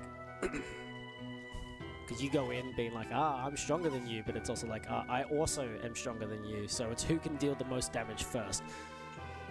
So there is another sketchy part coming up that thankfully I have a backup for now. So I have to use move in the middle of this manipulation sequence, and move is fine when you use it in the air, but when you use it on an object, you get inconsistent outcomes based on the exact pixel you're standing on. Also, I can get screwed by the RNG here. Oh, thank you, God. You get kind of screwed over. You can get inconsistent outcomes based on exactly where you're standing. So you have to be standing on the exact right pixel when you use move in order to get the same outcome. And I have to get the same outcome with a move coming up soon because there is a very specific encounter that I need after the move. I do have a hard reset backup for it now. Hopefully I don't need it. I have a setup that is mostly consistent. Like, it very rarely fails to give me the correct encounter, so fingers crossed. It's not that move. I'm going to do another soft reset after that move. From my plot perspective, so we've run into this lady named Mia who's struggling with the people of Emil who are falling sick because of the cold. But she has healing powers because she's a mercury addict or water addict. But then she determines that something has gone wrong with the Mercury Lighthouse and goes to investigate. And you obviously know who's there. It's Satoru Manani. So you're like, oh, we're going to go help. And she's like, nah, I don't need your help. But you keep assisting her throughout. And then she eventually joins your party because she's like, you guys are helpful. Lizard man. What is Kyrian? Very important not to use the wrong action here because I still need BRN to be the same in order to do the upcoming fights. So this is an example of where we've used a Jin before a person tried to use a summon that required it to be used. And because the agility speed sequence allowed us to do that, we were able to basically like jump the gun on the usage of a Jin. Yep. Because Isaac acted first, we then got 2 Mars Jin on standby so that Garrett could summon Kieran, which is a 2 Mars Jin summon. If it did get to Garrett and there wasn't 2 Jin available, he just fails to summon it and his turn just gets wasted. So moving this statue is That is the correct pixel. This is what causes Mia to join your party. Yeah, it's those sparkle effects that come off. It's like standing in a different position makes the move take a slightly different amount of time, and so you get more of those sparkle effects, which call RNG. Yep. Who took the hit? It was Garrett that took the hit, yeah? So yeah, now I have 5 party members, which is a little bit silly. Out of the... It just kind of sticks out of the side. So now we're going to fire off a couple of growths. These also manipulate RNG, and they drain PP at the same time to have just low enough PP to be able to do a retreat glitch. This door now leads somewhere different because retreat glitch. And so now I'm basically at the end of the dungeon, and I'm backtracking a little bit, and I'm hopefully going to get this encounter. Nice. Very important to get this particular encounter because I need poison. And I'll explain why we need poison in a little bit. So let me get through this section first. So we need 2 lots of poison. You appear to be a bit poisoned. And then we run away. So now Garrett and Ivan are poison. I hope you like this poison proc animation because it's going to be with us for a while. I promise it's not going to get old at all. Force that encounter, easy flee. And now we're going to do our first sort of sizable menu of the run.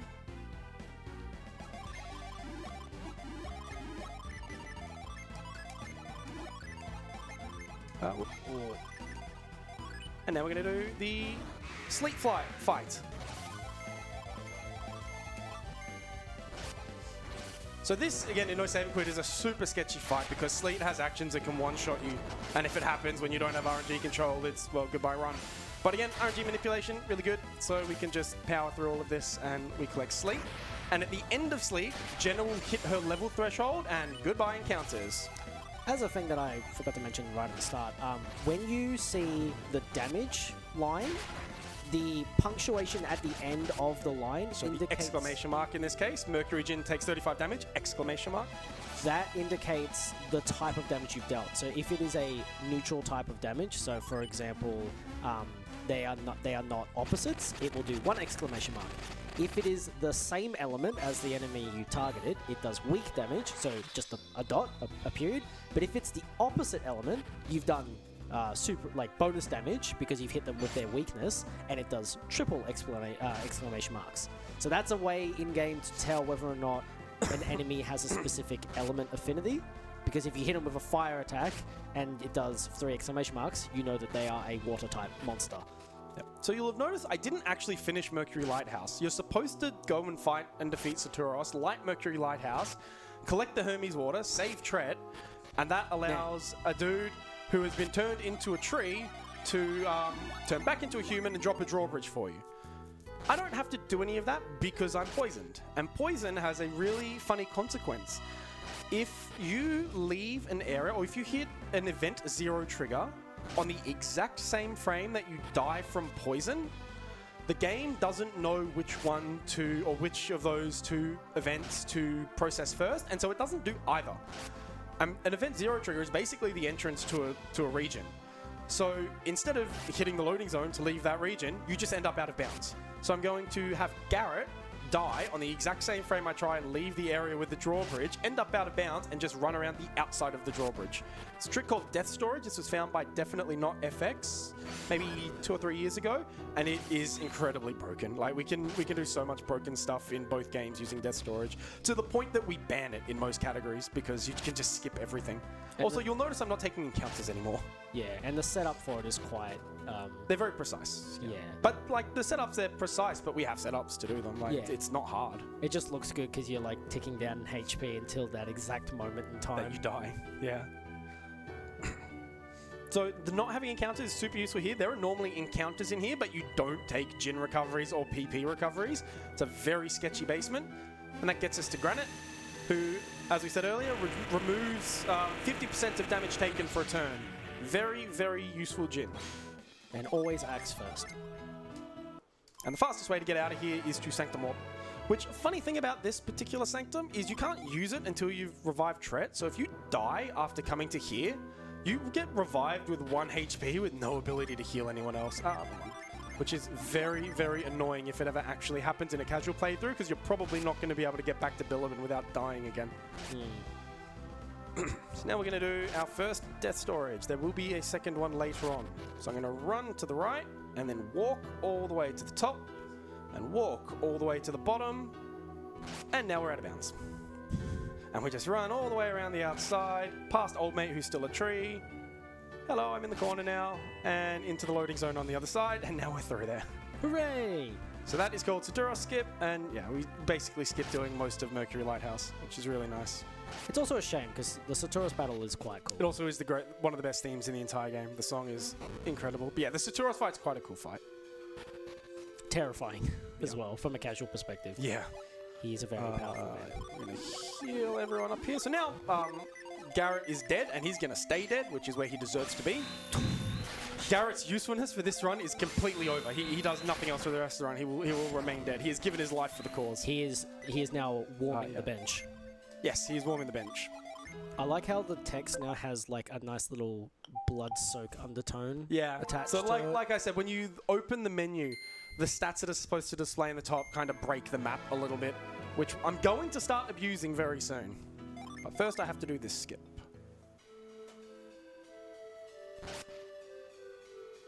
So this saves solving 1 puzzle. It doesn't save as much time as you'd think. It saves like 10 seconds maybe, something like that, because by the time you do the setup and get there, you basically solve the puzzle. It only skips the 1 puzzle. So one of the bad consequences of not being able to take encounters is there are random encounters that are Jin. So I don't have access to any of those Jin, and I do need to collect enough in order to have 4 on one character by the end of the game. So that, it's this first, right? And then that like that. I'll just do this heal, otherwise I will forget. Yep.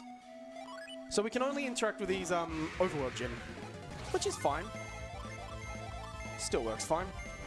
There are enough, so we need 4 Jin on Mia at the end of the game so that she has access to Wish, which is an AoE healing spell that is very, very useful. Yeah. 4 active Jin on your character is like a threshold for gaining access to very powerful spells, including Revive. Although this Jin specifically, its special ability is it can revive your one character, but it's a chance, which is silly. But he's also actually quite useful because you can get a variable BRN outcome depending on exactly who you use him on, which we make use of at the end. Ooh. Yeah, so he's actually quite a useful Jin. Versatile. Yeah. That's Quartz. I can go away. Bye, notes. Bye.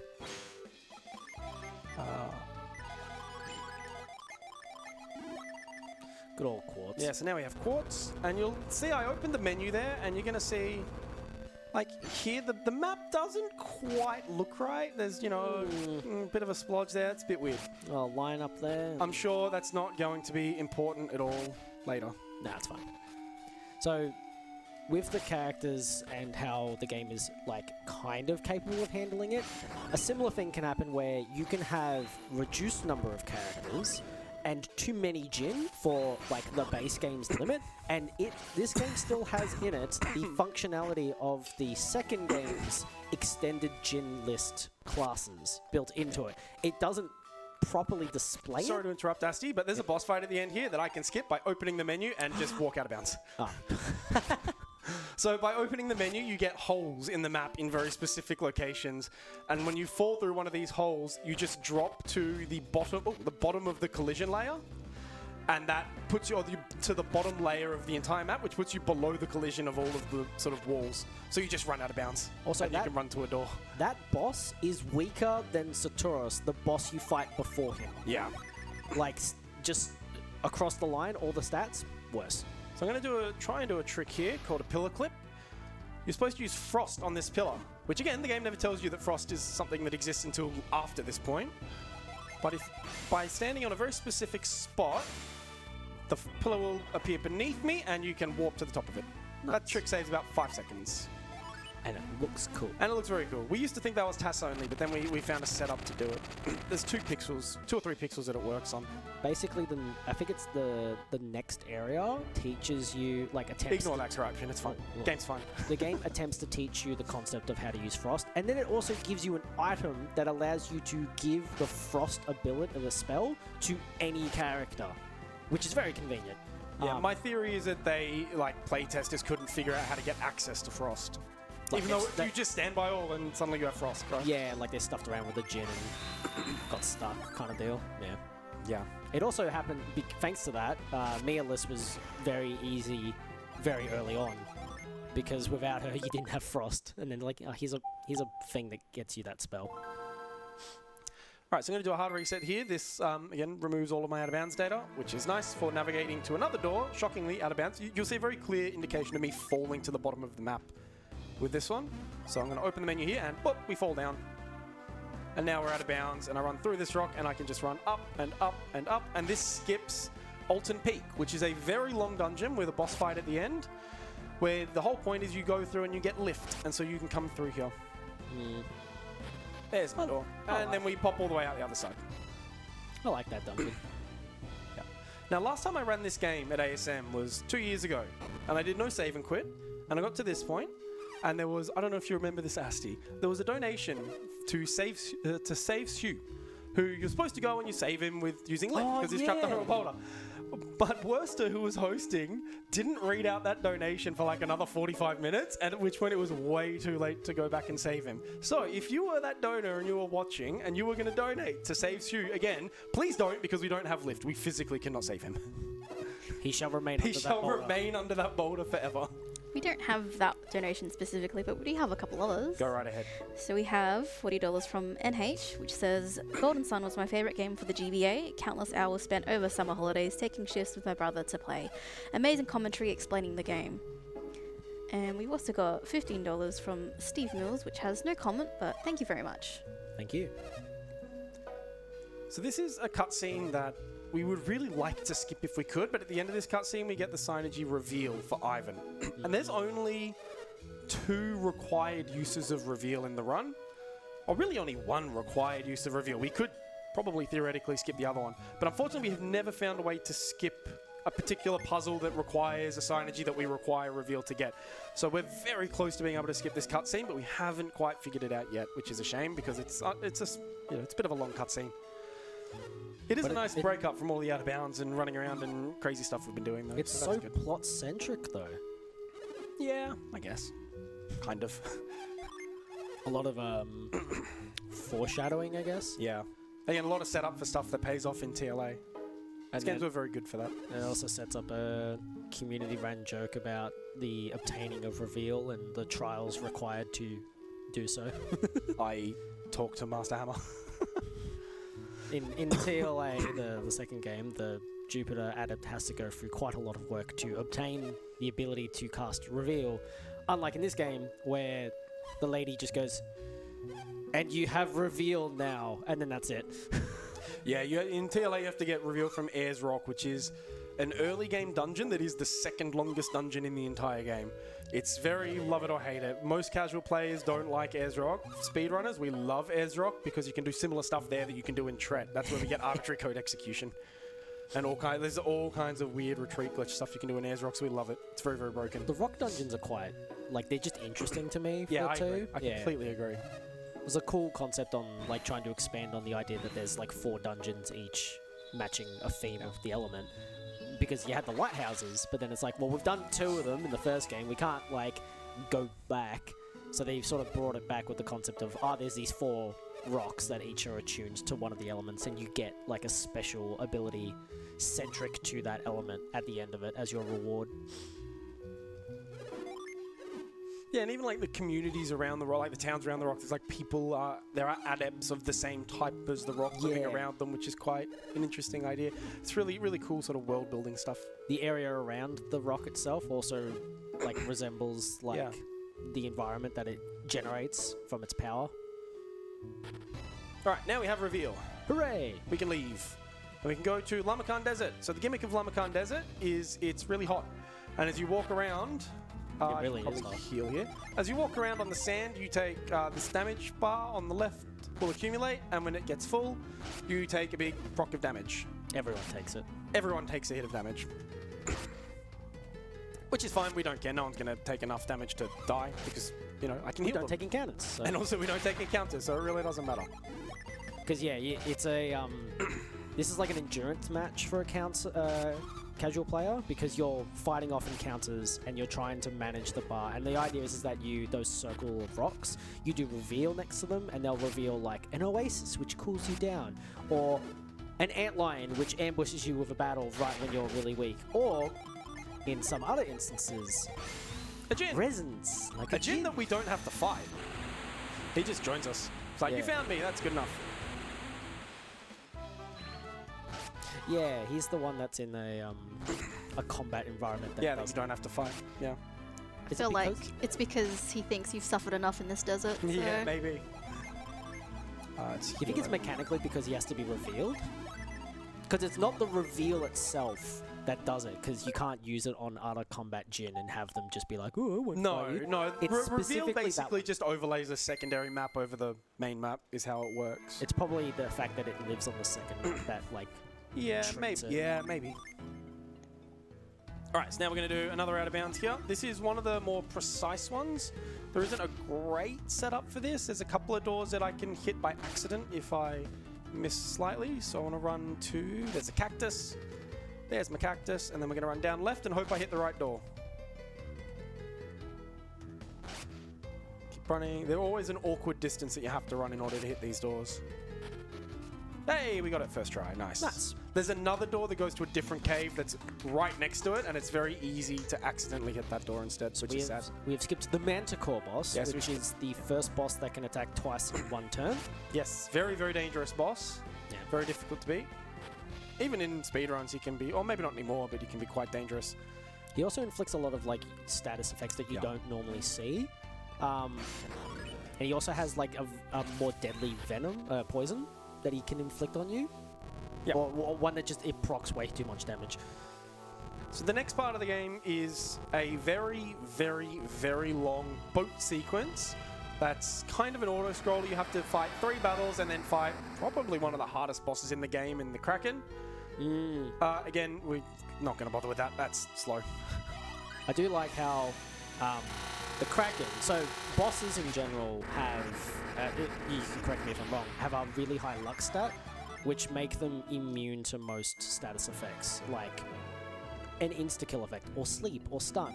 The Kraken is not one of these bosses. So you can just, like, in a speedrun that's manipulated the fight, you start the fight, you set it to sleep, it wakes up, you stun it, it's dead. Like, but if you don't do that, and most casual players would not be led to believe that this boss is any different from any of the other bosses, especially if you've been trying to inflict statuses and failing, it's a very mean boss. It's a very, very difficult fight.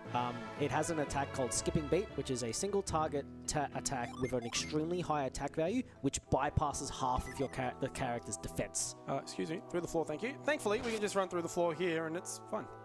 Yeah. So this cave links to the other side of the boat sequence world, and you're meant to come in from this side and push a log to like create the shortcut that allows you to regain access to this back section of the map. But we're just going to go the other way and skip it. Oh, there it is. There we go. Found the door. Yeah, we just skipped straight through. So we can skip this at... Oh, that's interesting. All right, well, guess we'll do that again. I should probably heal. It's fine. Don't worry about it. Ivan is not allowed to die yet. He's being kept alive to die at the opportune moment. Yeah, because you only get one more shot, because otherwise it's getting poisoned would be... All right, we'll have to do this one again. That's all right. It's not too hard by the looks of it. Yeah, it's just when you run up left is the only tricky part. But there's a screen wobble, which gives you sort of the right timing. 4. Just counting the number of poison procs to run down for. I do like the brief stints of music. There it is. Found it. Alright, so he won't die this time now. That was silly. That's okay. And yeah, now we're through the other side, skipping the boat. So we can skip the boat in no save and quit as well now using poison. You can do a double poison proc and clip into the pillar, which allows you to move it out of the way, skipping the boat, which is quite cool. And, oh, wrong way. And now we're in Toby. Toby is very laggy for the moment. And this section of the game is actually really good fun. You're supposed to go and find the leader of Toby, Babby, who will then enter you in his annual tournament, Colosso. And Colosso's cool.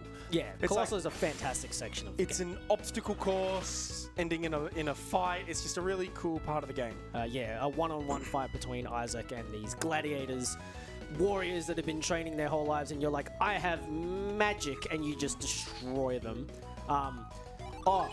Sorry, one thing that's like an in-universe aspect, people who can't use this synergy can't see it. They don't know how this is happening. If you give them an item that grants an ability to use synergy, they can then see it. The king is not an adept, he can't use it, but he has an item that allows him to see it. So he holds on to this, or he submits you to the Colosseum because he's like, you're one of those adept fellas. I want to see you fight. And then he sits there in his little throne holding his orb and just watches you eviscerate these guys who have no idea what's going on at all because they can't see the powers being inflicted upon them. They're just taking a ridiculous amount of damage from a child. So this is the Assassin's Blade that I'm getting here. Yeah, this is technically the slow version of this route. There is a slightly faster route of this category that doesn't get the Assassin's Blade, but it's the cool one. The Assassin's Blade is very cool in RNG manipulation. So the Assassin's Blade has a special ability that is governed by the RNG that when it procs will instantly kill any enemy with the exception of the final bosses and the super boss. Yeah. Any other boss in the game, any other enemy in the game will instantly die. Yeah. Seriously? Yeah, so most, no, I'm making an all absolute mess of this. named I thought he got weapons have an unleash. So if you Have you to have get the a Assassin's Blade again. if you have a non-named weapon, it just does a critical hit instead. But No. all named weapons have an unleash, which does like a special thing when it attacks. It's usually just like a fluffy, more special attack. Yeah. But the Assassin's Blade has a very specific effect, which is the insta-kill. And it looks cool because a big Grim Reaper comes in and like swings its scythe over the monster. And it's very swaggy. Yeah. And yeah, it's just like, oh no, big scary boss. Dead.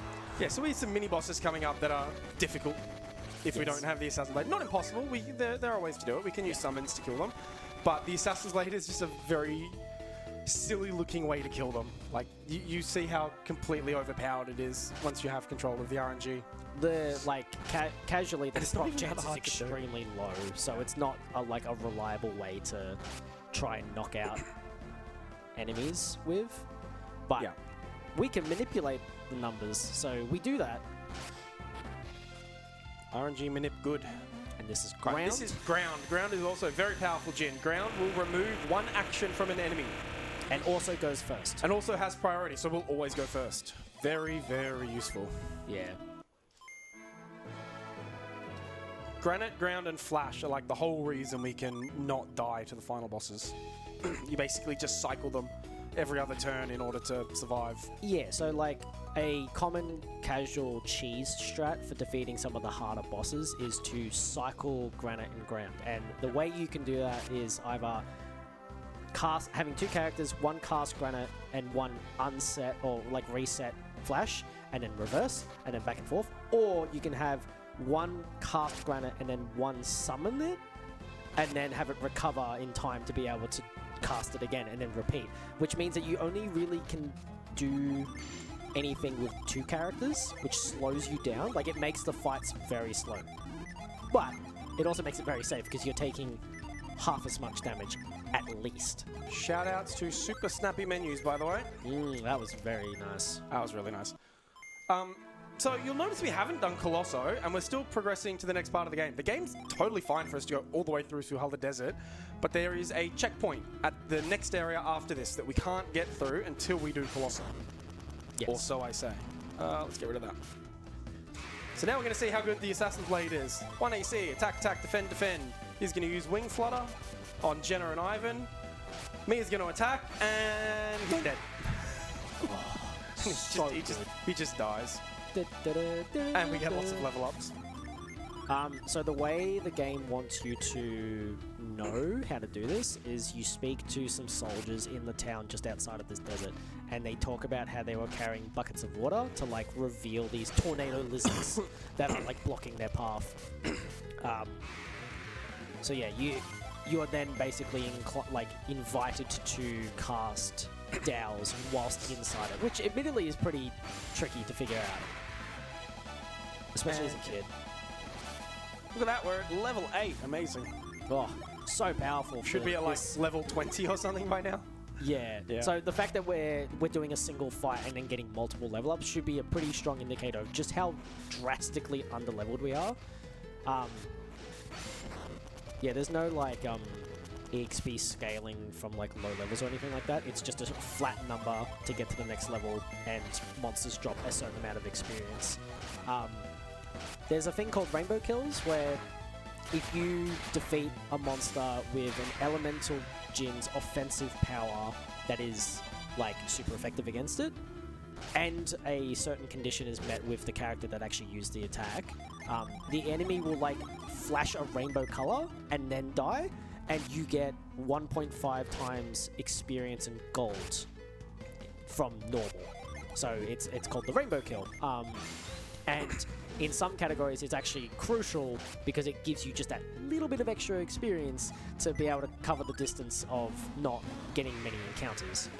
And this is the best Jin in the game. Yeah, this is Flash. This is Flash. We get a nice attacks first on Flash. So it's not going to do anything, which is good because Flash hits like an absolute truck. Yeah, Flash is very powerful. Flash will completely destroy you. Thankfully, there's a door right there, so if he runs away, you can just go. Yeah. But yeah, he is the 90% damage reduction Jin with priority, which makes him just ridiculously strong. So this dungeon does have a boss in this whirlwind coming to chase us, and we could kill it with the Assassin's Blade and just one-shot him, but it's faster just to run away.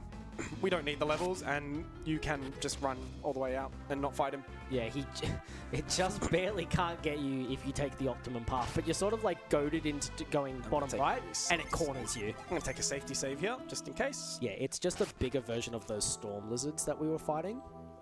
So this is where you can't get past until you've done Colosso, unless we do Death Storage number 2, and now we're out of bounds. Hooray! And this is Colosso Skip. Colosso Skip saves like 30 minutes. Like the Colosso sequence is very, very long. It's probably about a 30-minute time save doing that. Yeah. Because, and now we don't have poison procs anymore. Yay, because everyone's dead. Yeah, everyone that had poison is dead.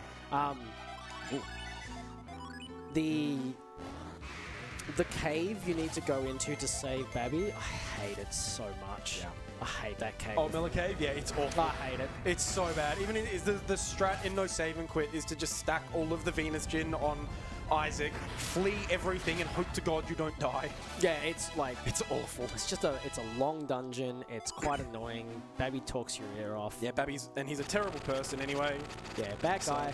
If you're playing it casually, you've likely walked past him because you think he's a log. Yeah. Because he's the silhouette of a person turned sideways. But yeah, you don't realize you can interact with him. He doesn't, and if you don't, he doesn't tell you the secret code to get the thing at the end of the dungeon. So you get to the end of the dungeon and be like, I need to go back. So this is Venus Lighthouse. Technically the last dungeon of the game. We're not quite at Venus Lighthouse proper yet. This part of Venus Lighthouse you're supposed to go through to open up the tunnel ruins. But, I don't have to do that, I can just retreat. But, spoiler warning, we don't have to do tunnel ruins because we can fall off the map and get to the end. Also, this specific lower half of Venus Lighthouse has a weird property where if you use and stay in reveal, you take no encounters. Yes. This only works in the non-Japanese version. The Japanese version, you still take encounters. Also, randomly, Guy has been following us apparently since the start of the game, just pops out. This is Iodum. He joins your party after you do Colosso. But, like, this cutscene still works fine, even though he's not there. So he's just random dude is stalking us. Yeah, so it's like the forest cutscene that checks for whether or not you've got me in your party is basically the only cutscene that actually checks who's in your party. All other cutscenes just generate the characters that need to be in the party. Because they just assume that you can't get there without... Yeah. Right? There are no other cutscenes with variable characters. We shouldn't be able to be here. Like, we're technically chasing down the people that have Jaina. But Jaina's in our party. Yeah. Yeah. The game just... And we're going to use her to beat them. It's very weird. Is there time for some donations? Yes, now is a good time. Yeah, so we've got $2.78 from Spiffy Dog with no comment, but thank you for that. But with that, that's actually the $3,000 donation match is now done from A Bear with a Shotgun, which says, hooray for speedruns. Thank you very much, Bear with a Shotgun, for the $3,000 donation match. Nice. Very kind. Thank you so much. So this is the final gin that we're going to collect. We now have enough so that everyone can have 3 gin and Mia can have 4. So Mia will now have access to Wish. Big. This is a huge sort of checkpoint for the gin system, having 4 gin on 1 character. And it's slightly faster to Sanctum Warp back, and it's also quite useful because we need Ivan. So we're doing a Sanctum Warp. It's really fast, and we're like right at the Sanctum. We can just revive him. We can revive him. So I guess that's like a downside of having the 5 characters is that you need more Jin to reach. It is a downside, yeah. The 5th character will still take Jin. Yeah. And then inversely, if you have 3 characters, it's much easier to stack up a higher number of Jin. So dead Garrett still being annoying. We don't like Garrett. Garrett is not very useful. His sort of whole thing is that he's supposed to be the tank, but he's tanky in defense, which is not really a useful stat, because that's only required for physical damage. And at this point in the game, pretty much everything's doing elemental damage to us, so resistance is more important. Yeah. So he's not even really good at his one job that he's supposed to be good at. And if you keep him on base stats, he's really the slowest character. So yeah, he's by far the slowest character. So now we're out of bounds again, and this skips all of Tunnel Ruins. Damn. Yeah. Tunnel Ruins is like, so yeah, basically... also, absolute banger soundtrack coming up here. Venus Lighthouse. Yeah, so to get to this upper half of Venus Lighthouse, you basically determine that you need to go through the tunnel ruins to do so, which is at the back of this lighthouse that Babby's trying to build. And it's a pretty lengthy dungeon. The path is set at the base of Venus Lighthouse, which we didn't do at all. And then you get to this upper half, and this is like the last dungeon of the game. We get to the top here, and we're going to have our big standoff. An actual puzzle. In a game all about puzzle solving in dungeons, this is only the second puzzle we've had to solve. Because we just run past all of them. And what a puzzle. Ugh. Yeah, you're pushing blocks. I mean, if you don't know the solutions, these puzzles are actually kind of fun. Well, this one's like an introduction to how the puzzle works. You get a bigger one later that's like, all right, now you have to actually use... Yeah, we're going to do that one too. Hell yeah. We love puzzles. So I'm going to come and... Oh, sorry, you go. Yeah, I don't know if this was mentioned, but does the gin distribution get wonky when there's 5 characters? No, you still... So it still will fill up each character's gin before it adds another one to an extra character. So if you have 5 gin and 5 characters, each character will have 1 gin. It doesn't get wonky at all, and you can still do gin swaps between characters just fine. So this is the puzzle we would really like to skip. If we could skip this, technically we could do this run without reveal. We would just not get flash, which would be difficult, but not impossible. We'd find a way to do it. But we can't skip this. Yeah, you just wouldn't do flash, right? You just manip without him. Yeah, and to get the carry stone, you need to reveal. You need reveal to get the carry stone for this particular puzzle. That's annoying because it's so tantalizingly close on the other side of that ledge too. If we could get a 6th party member, we could do it. Oh.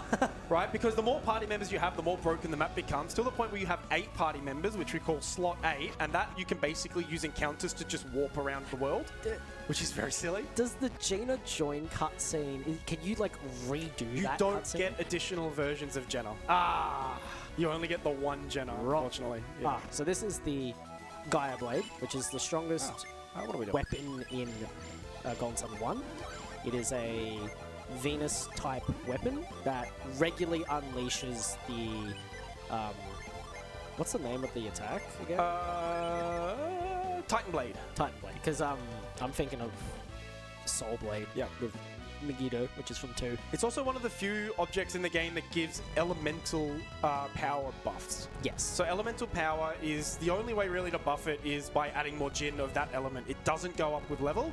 There are a very small number of items that will give an elemental power buff. The Gaia Blade is one of them. It gives a buff to Venus, which allows us to just beat Satoru Simonati. It's very, very tight. It allows... I mean, we'd be able to do it anyway, but it saves like 2 or 3 turns having the Gaia Blade. Which is quite essential. There's I believe, so it would have been, for people who played this game religiously as a kid, you likely knew of the strategy where you did a sequence of events to force an enemy in this dungeon to drop the Wind Blade. Kikujimonji. Yeah.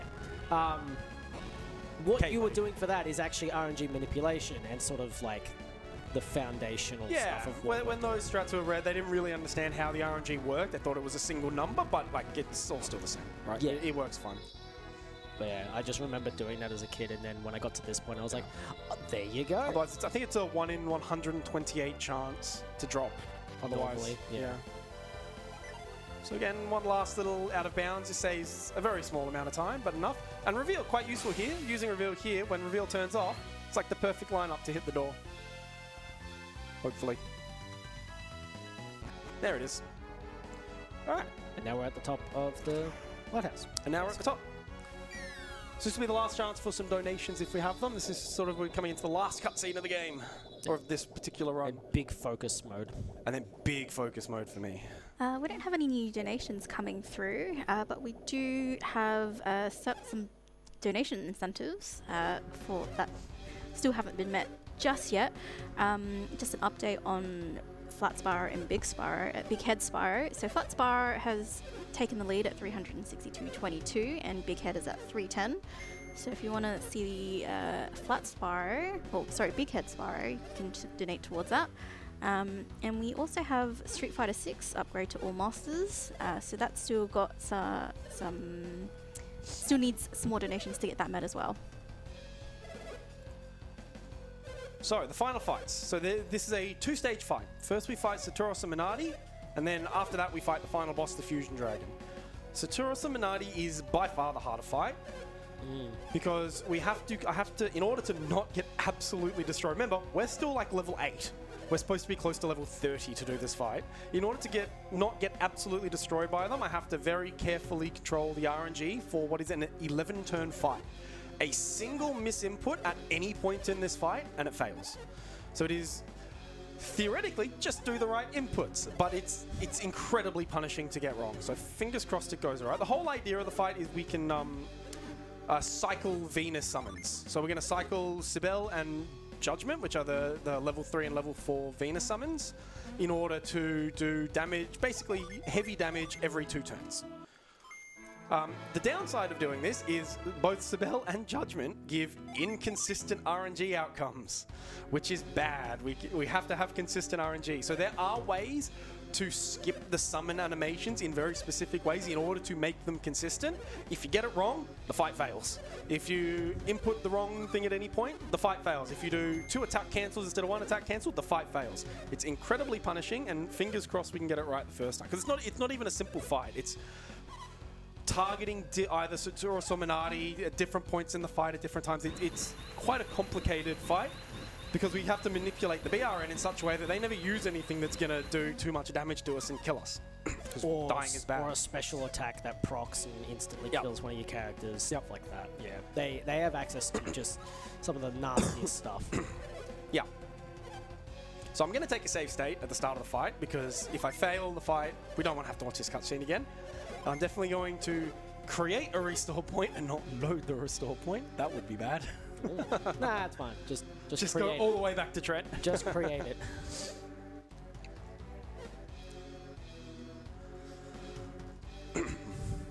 They're currently deliberating over the Shaman's Run, which is apparently an integral item for a different lighthouse.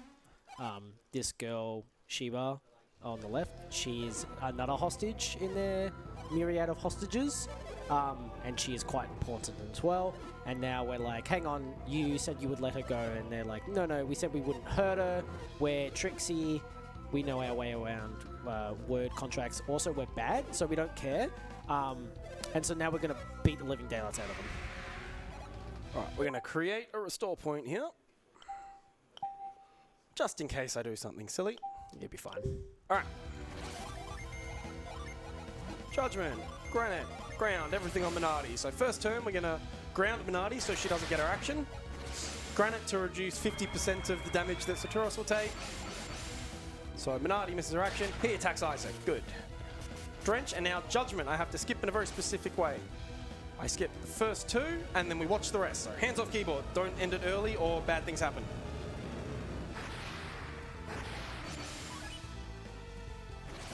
Two AC, Drench, Curewell, Flash, Meteor. Flash reduces 90% of damage taken. And goes first. The 2 attack cancels to manipulate targeting because they both get an action this turn. And we don't want him to use Heat Flash on Isaac, sorry, he will die. Watch all of Meteor. Meteor is inconsistent if you skip it.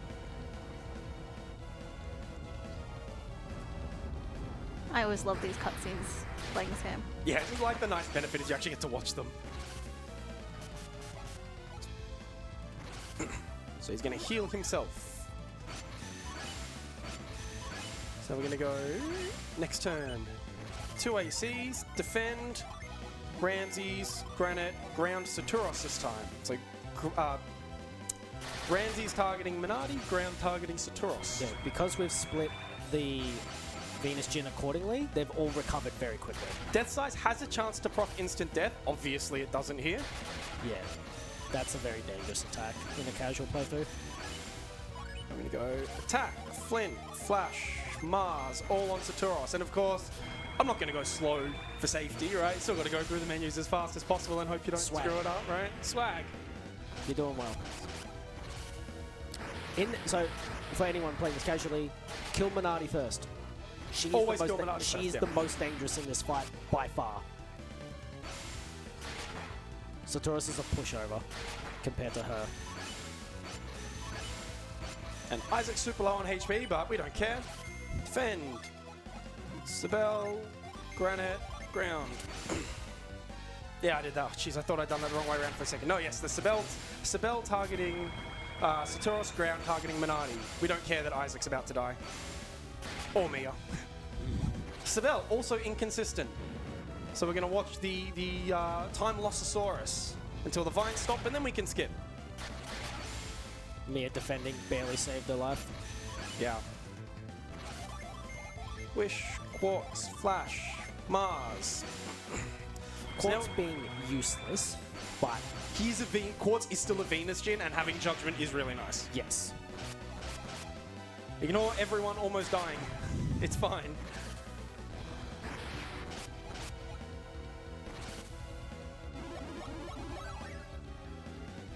The great power of Wish.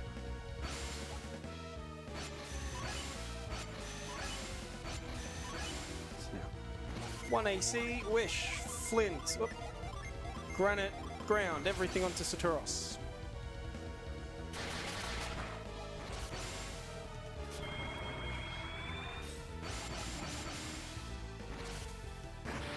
So now we're like healing back up. Mia almost dying again, but it's fine because we can just heal. Thank God for Wish.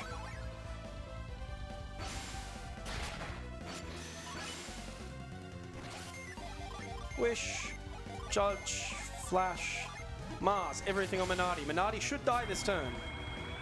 And then everything gets a little bit less terrifying.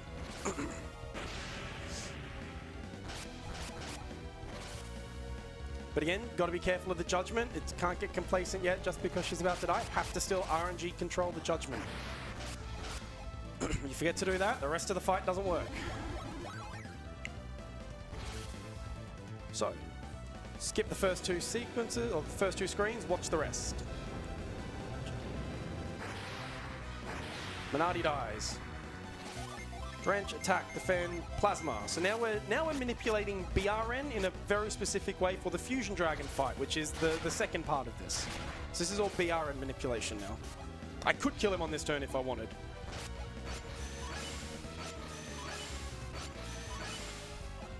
So now the Psy Crystal that we picked up earlier, Quartz. Oop. So the Psy Crystal will restore all of Mia's PP to full, which is useful because we still need Wish in the next fight.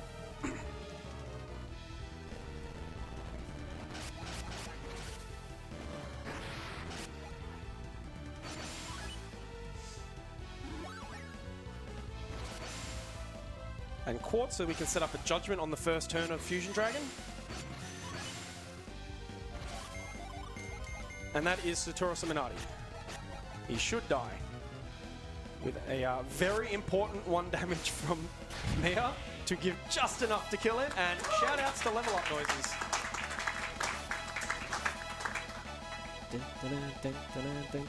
That's good. That is an incredibly difficult fight to do fast. It's very, very easy to miss input and just kill the whole thing, or target the wrong person to kill the whole thing. Now, that's the easy fight to, or the hard fight to perform, but the easy fight to route.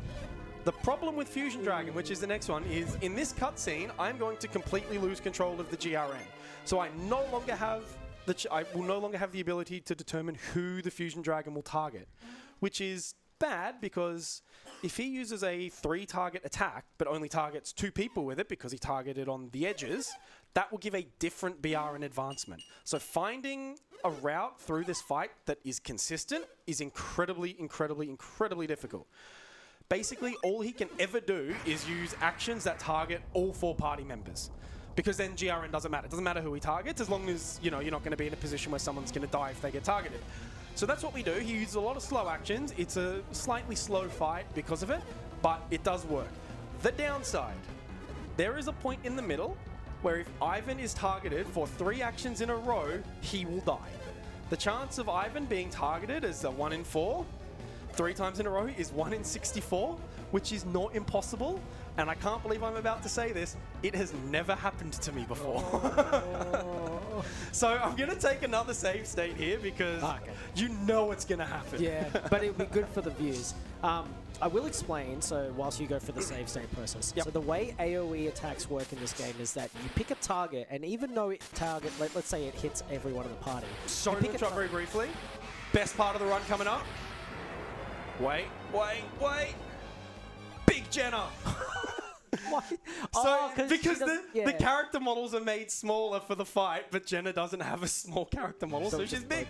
Defend Judge Granite Ground. It spreads out, but the way it spreads out is the person who gets targeted takes full damage, and then everyone adjacent to it takes 70%, and then adjacent to that is 30%, and so on and so forth. So if you get targeted, you take a lot more damage than the person 2 steps away from you would of an AoE attack.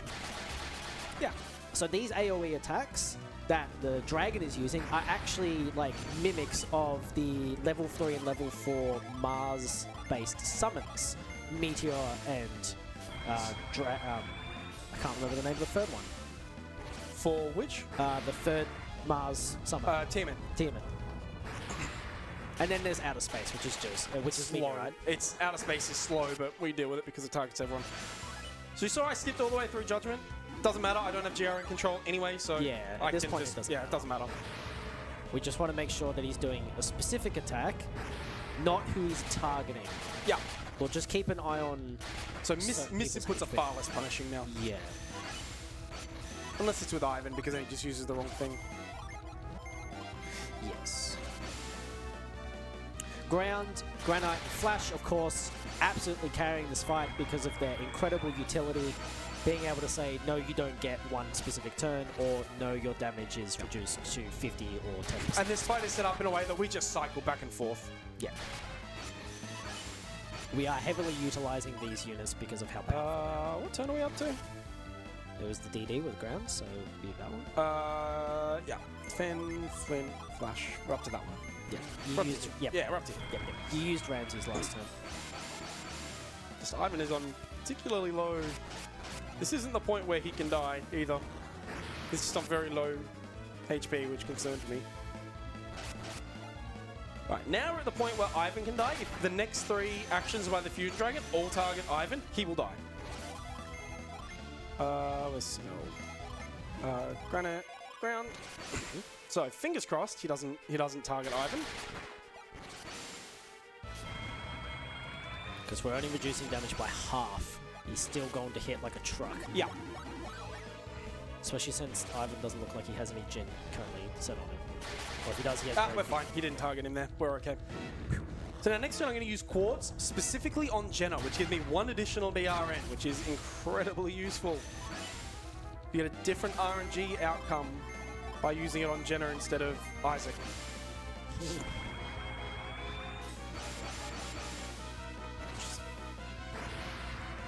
So Ivan is not going to die, even if he gets targeted all through this turn. No, he didn't get targeted, so it doesn't Okay, matter. We're all fine. We should be good, unless I do something silly now.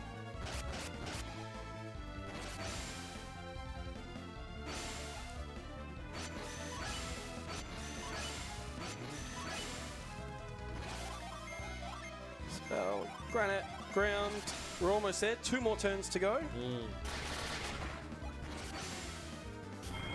Sort of once we get through this part, it's all smooth. Can relax. Everything is good. Unless I miss input with Ivan, we're going to be fine. Oh, it's a big last turn.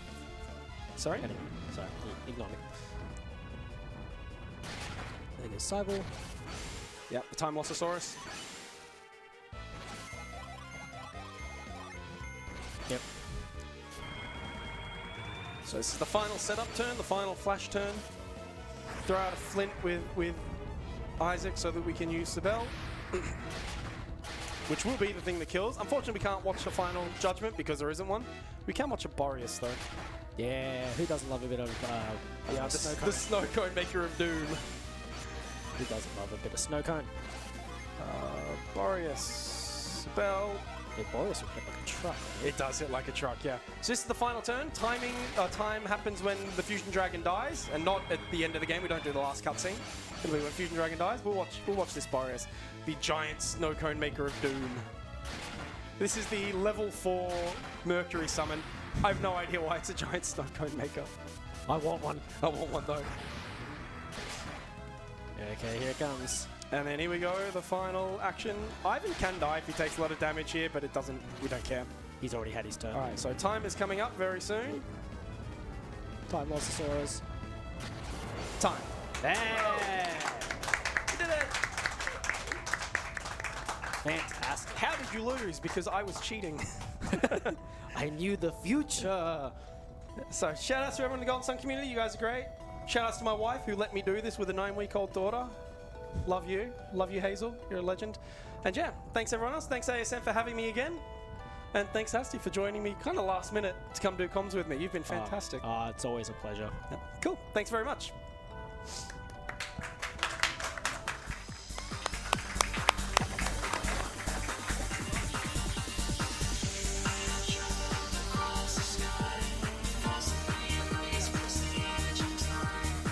Thank you very much to ConicalFlak for that amazing run of Golden Sun.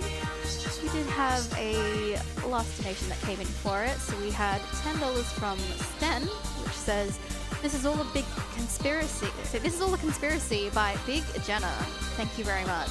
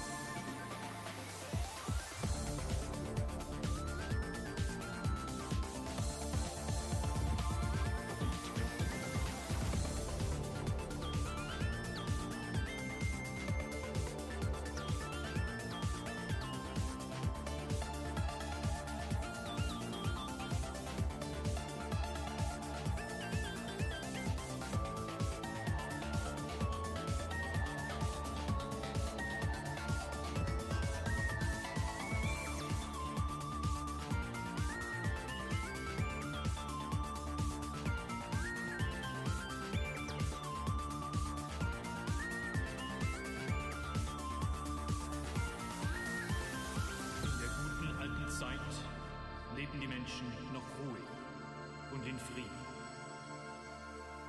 Niemand glaubte, dass es in Zukunft zu einer Bedrohung kommen würde. Nach 100 Jahren ist der Böse wieder auferstanden. Der Herr des Bösen, Graf Dracula, ist auferstanden.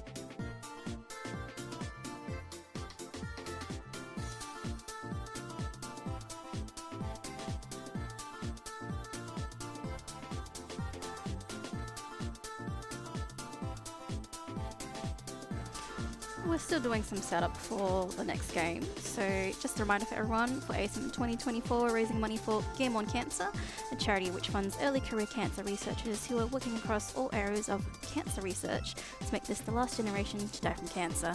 If you'd like to donate, you can go to donate.ausspeedruns.com.